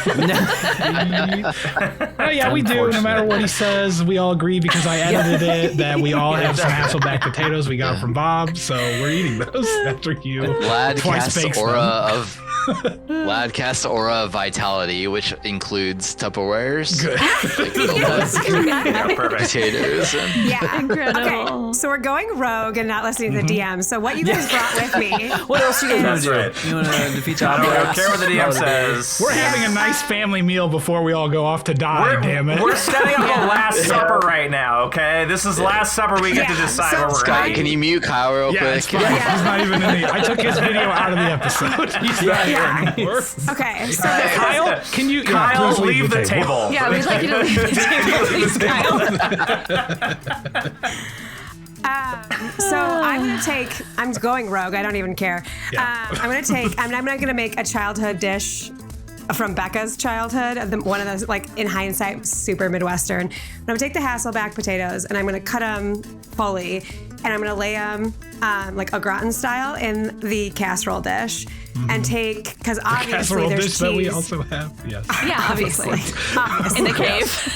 Obviously. I made one, obviously using my performance of creation. You know, because why I are knew you you poking needed holes it. in this? Just let this casserole happen. So there's diced potatoes laid out, and then little like leftover chunks of ham that we would always have left over from like Easter meal usually, and we put that in there, and then cover it in cheese and like some sort of, and I don't know what it was in hindsight. I'll have to ask my mom. Some sort of like a cream of fill in the blank, probably like, I don't know, celery or something. Cream of Icor, yeah. Yeah. Cream of ichor. And this is the potato cream dream. Oh no. It's not appetizing anymore. You ruined it. And And that's what I'm cooking over a little campfire. Oh yeah, I'll make you a big fire. Fuck little fire. We'll make it as big as we want it to be. We're just rewarming with this dish. We don't have to like cooking from scratch here. No, we're gonna get like some really hot embers. No, big fire. Like we're. This is the last time any of us might be alive. Big fire. Yeah. Big fire. Big fire. And ham and cheesy potato casserole, which we only stopped eating once Dad started having heart things. Go figure that dish would be cut. Interesting. But yeah, that's what Hugh makes, is pulls from some inspiration that he can't even understand, some part of his past, and makes this casserole for us all. But we can't eat it till tomorrow morning. Otherwise, our temporary HP will go away. So it takes all night to make it. The breakfast casserole. Both mouths are watering, staring at it. Yeah. I'm not commenting on all this. This is not canon. It's happening. Look, if you want it at Gen Con, then you need to just go with it now. Oh my gosh, I totally will make it at Gen Con. Oh, yeah. Yeah, at some point though too, maybe like when things are kind of just calming down and like people are kind of getting their place of where they want to lay down for the night, Hugh is 1000% smushing M'tiro up against one side of him, like on their little bedrolls, and Namby on the other, and will not take his arms off of both of them, like refuses to. And like after a moment of quiet, kind of like turns his head and looks at M'tiro and he's like, so your dad's an Eladrin, not a genie. Yes. My mother is not my mother. She adopted me. My real parents were forced to leave me behind. And you met him? I did. I was able to meet him in the Feywild. Oh my goodness, Huguenard, you would have loved it. I was inside of Wild Love. I almost met Diandra in person, but... I mean, you know, I've heard good things about the Feywild. Yeah. There was a lot of beauty to see. There. What? So your dad? Yes. I did not get to meet Diandra. Instead, of all people, I met Zaz the Bard, and let me tell you, your ink did not do him justice because he performed amazingly when I was there. Wow. Are you okay? It's been a lot, I will say, but I have not had much time to dwell on my new life. Even though it feels very real to me in one sense, I've lived a whole lifetime not believing that. And frankly, I've been so concerned, Huguenard, with getting back to you, I haven't had time to worry about that, and I don't think that right now I'll have the time either, given the circumstances that are ahead of us. Why didn't he find you? I don't know. He is blind, so he did face some adversity in that way, and I'm not sure of the nature of traversing the Feywild, and all I can say is things have happened the way that they have happened, and I loved my mother very much, who raised me, and that's enough for me right now. Yeah. I don't want to stress you out more, maybe, Hugh. Do you feel like you can talk about something that's maybe kind of hard to talk about? I don't know if there's been many easy to talk about topics recently. So yeah. Might as well. Yeah. You're okay, right? I'm okay. Yeah. So when M'tiro was meeting his dad, I met River. What? Yeah. So apparently M'tiro choosing to do something different affected me too. I kind of took a different path, and I went on this mission with my school. And the Bone Guard was there. Yeah, I met River. Wow. Did you like her? She was awesome. I see why you talk about her all the time. Yeah. Yeah, she was pretty great. Yeah, she was really brave and really funny and really strong and really encouraging. I told her how much you loved her and how much you would miss her. Glad you got to meet her. She was at is that a temple? Yeah, I don't know this for sure, but I think I met her maybe where she might have, without my help. I think it might have gone bad. Oh, yeah. I mean, that kind of makes sense. We didn't really know anything. They didn't really know anything of what happened. It was a school trip. Yeah. The other people from the school left because it was too dangerous, but I stayed. And there was a necromancer. His name was Theoxophilian? I don't know if maybe after, for what it's worth, he's the one that kind of would have been at fault. Was there a professor on this trip? A professor? Yeah, on the school trip, was there? Yeah, my professor. Okay. So, the change was that you were there, and that's what saved her? Yeah, I went and I helped. The professor wouldn't let them go in because it was too dangerous, but I went anyway. And the professor did nothing. Someone who is supposedly qualified to teach clerics to heal did nothing. Yeah. Well, I'm glad that you're okay.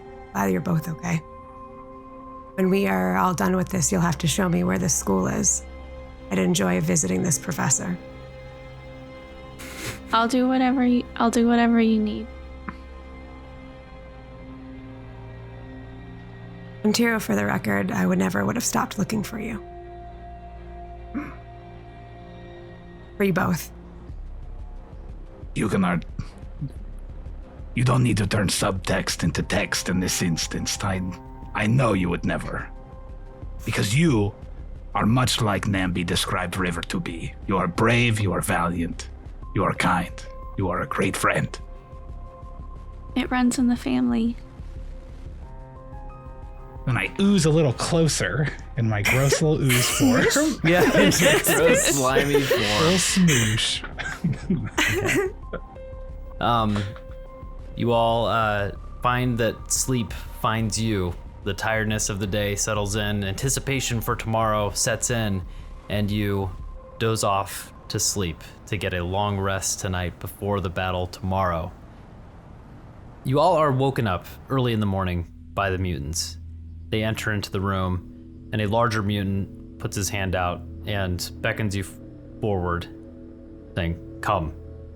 I quickly dole out the casserole in the little pieces of tinfoil so that everyone can have like that and a coffee walk me down as we walk. So everyone eat it now so that you have the 3 temp HP and you don't have to use your bonus action. Everyone make sure you're fueling up. We're about to have a big day. We're about to have a big day. Does everyone use the restroom before we start? Okay. Just to be clear here, Kyle, that was a long rest? Yep, long Yes. rest. Oh my gosh, thank you for saying I almost didn't click the button. That's Okay. That feels good, man. Will a night of real human, like regular sleep, ever feel as good as getting a long rest in D&D? You know.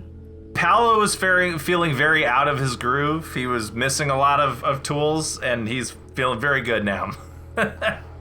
Woo! Yeah, you all start moving forward and following the mutants as they are leading you down, further down into the caves. Vyper strides up to Paolo and says, "Hey, how you feeling about possible reset? I noticed the other day, I don't know, you kind of didn't seem too happy about it." I don't know how to feel about it. You know, we wake up here and we think we're alive, and then we're told we lived our lives over 100 years ago, but the feelings that I feel and the experiences we've had, they're real, right? We aren't simply amalgams of memories. We're ourselves. We've made lives here. We made lives together. Lad got me out of addiction for as long as it lasted.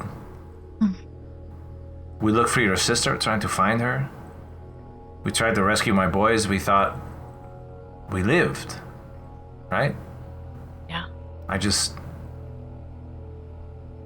Just because all of this changes someday doesn't mean it didn't happen. At the end of all this, if we can't defeat Heihachi, like worst case scenario, I don't want to become his pawn again. Me either. If it comes to that, I want to be decommissioned. If it comes to that, we do as much damage as we can on our way out. Okay. Okay. You all continue further down into the caves until you enter into a massive cavern, extremely large, and there are a lot of mutants in here standing around. And you walk in and see that the floor of this cavern has lots of small pools of ichor throughout, and all the mutants are standing in there and looking at you as you walk in. And the mutants kind of separate the people who look like mutants. So the M'tiro, Namby, and Hugh, those who are made of organic material, bring you three forward.